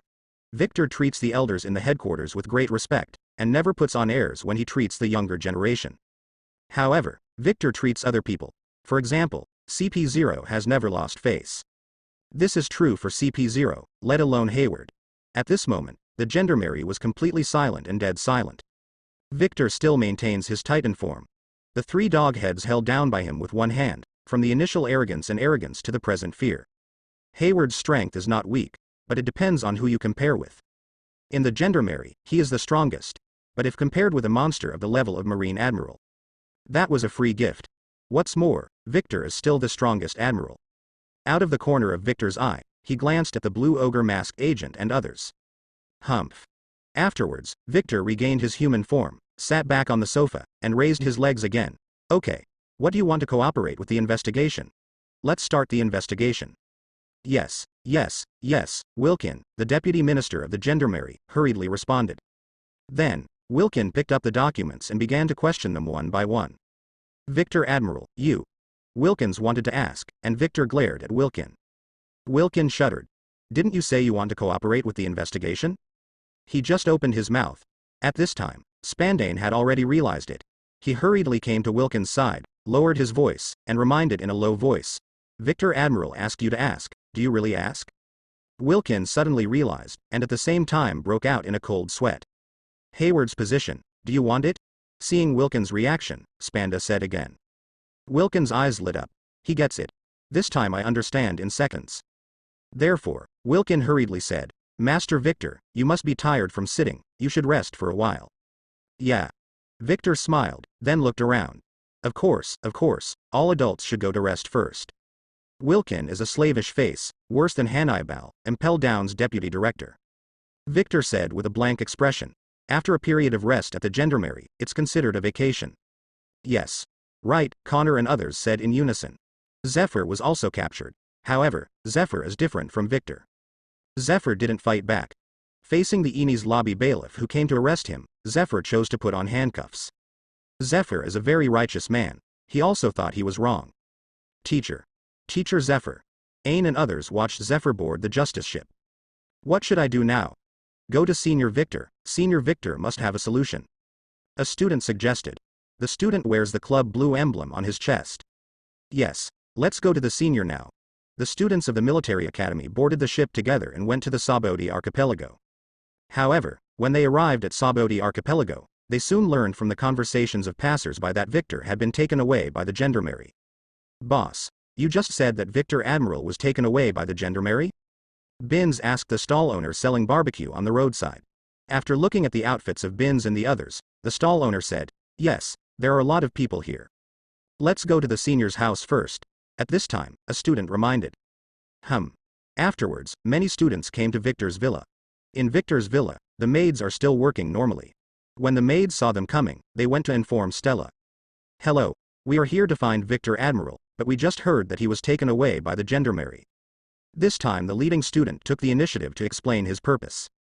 Stella came out and replied, yes, Mr. Victor went to the military police department, but you don't have to worry, Mr. Victor will be fine. That's good, said the lead student. Seeing him hesitate, Stella asked, do you have anything else? The lead student replied, it's like this, Mr. Zephyr was taken away by Eni's lobby, we want to ask Victor Admiral to help, but now. They came to Victor for help, but now Victor can't protect himself. They didn't dare to say any more. It's a group of students who haven't graduated yet, and they simply can't handle these things alone. Seeing their helpless appearance, Stella said, you can stay here until Mr. Victor comes back, or I can help you think of other ways. Really? The dim eyes of the students immediately became bright again. Well. Stella was very confident, she believed that Victor would come back safely. And until Victor comes back, there are many people Stella can turn to for help. For example, Robin. Robin must have a way. In the villa, Stella contacted Robin using the phone bug on Victor's desk. Robin. Let me make a long story short, there is something that needs to be dealt with right now. Stella then told Robin about Victor, Zephyr and others. Robin replied. There is no rush to deal with it now. Why? Stella asked hastily. Is this still not in a hurry? From Stella's point of view, things are serious with Zephyr now. For being sent to Eni's lobby, that's definitely a crime. Robin replied. I still have a special task, please give me 3 days. 3 days. Stella's eyes widened. Yeah. Robin ended the call. Robin put away the phone bug and walked into Locke's office in high heels. At this time, K. Locke Dar also received information. The news that Victor was invited to drink tea by the gendarmerie. Your boss has been arrested. You're still so calm. Locke Dahl said with a smile, smoking a cigar. Robin said blankly. These are only temporary. The current Marine cannot live without Mr. Victor, just like a fish cannot live without water. Temporary. Locke Dahl chuckled. I'm curious about how this farce will end. Robin didn't answer, but took out a map and threw it to Locke Dar. A new job? Locke Dahl smiled and opened the map. I saw that the map was full of red circles. The standard red circle is the place to attack. Start in 3 days. After Robin finished speaking, he turned and left. This is the task Victor gave Robin, requiring Robin to strictly follow the script. Every step from the outbreak of this incident to the present is in Victor's expectation. There is no deviation, and 3 days, this time point is very critical. When the emotions inside Marine fermented and got out of control, people become irrational. Gendarmerie, minister's office. Victor lives here these days. In addition to the office door, the window has not been replaced. Others, including desks, curtains, and office furniture, were all replaced with new ones. The mattress was also replaced with a new one. Recently, Victor was temporarily detained to cooperate with the investigation of the gendarmerie. The same goes for Wright, Connor and others. It's been a good few days. The gendarmerie also did not dare to embarrass them. The daily food is made by a chef, and more than 100 dishes are cooked for one meal. Just like self-service, it is guaranteed that Victor and others will not get tired of eating. In the evening, Victor had just finished his meal and was about to go back to his room to read a book. At this moment, a military policeman walked up to Victor. The military police said in a low voice, people have assembled at the military academy, and they will go to the headquarters tomorrow. With a blank expression on his face, Victor walked into the room. The gendarmes also went all the way to the end of the corridor. At the corner of the stairs, a door suddenly opened in the wall. The gendarme went in. The door was also closed immediately. Several gendarmes happened to pass by, and one of them just seemed to see someone. Strange, someone just walked over. Where is the person? The military police chased after him. He looked at the empty stairs, rubbed his eyes, and was confused. Eni's lobby. Zephyr and Victor are in very different situations. Zephyr lives in a cold prison. She slept on a cold, hard iron bed. The daily diet is only bread as hard as a stone in a glass of water. Zephyr wasn't worried about himself, he was worried about Victor. I don't know what happened to Victor and others. In order to defend him, Victor and others are now being held accountable. Hey. Zephyr sighed. Today is the 3rd night he has been here. For 3 nights, he couldn't sleep. Not only because of worrying about Victor and others, but also because the prisoners are making trouble. The prisoners are awaiting sentencing. Some prisoners shouted for injustice and innocence all night long, but they could only be beaten with sticks by the bailiffs. Bang. At this time, the cell door was opened. A young man was thrown in. The young man was covered in blood and fell directly to the ground. Bang. The iron gate closed again. Zephyr immediately got off the bed and helped the young man to his feet. The young man was seriously injured, obviously tortured. Wake up, child, wake up. Zephyr felt the young man's breath was weak, so he quickly slapped the young man's face, trying to wake him up. The young man's lips moved, and his lips were dry. Zephyr immediately fetched a water glass and gave the young man some water. After drinking a little water, the young man opened his eyes and tried to sit up. However, because the wound was touched, he couldn't help moaning, "Ah." Zephyr picked up the young man and helped him onto the bed. Zephyr said with concern, "Child, you are seriously injured now, it's best not to move around." "Thank you." The young man replied in a weak tone. The cell lights were on all day long, the very bright kind. Zephyr picked up the towel and wiped the blood off the young man's face.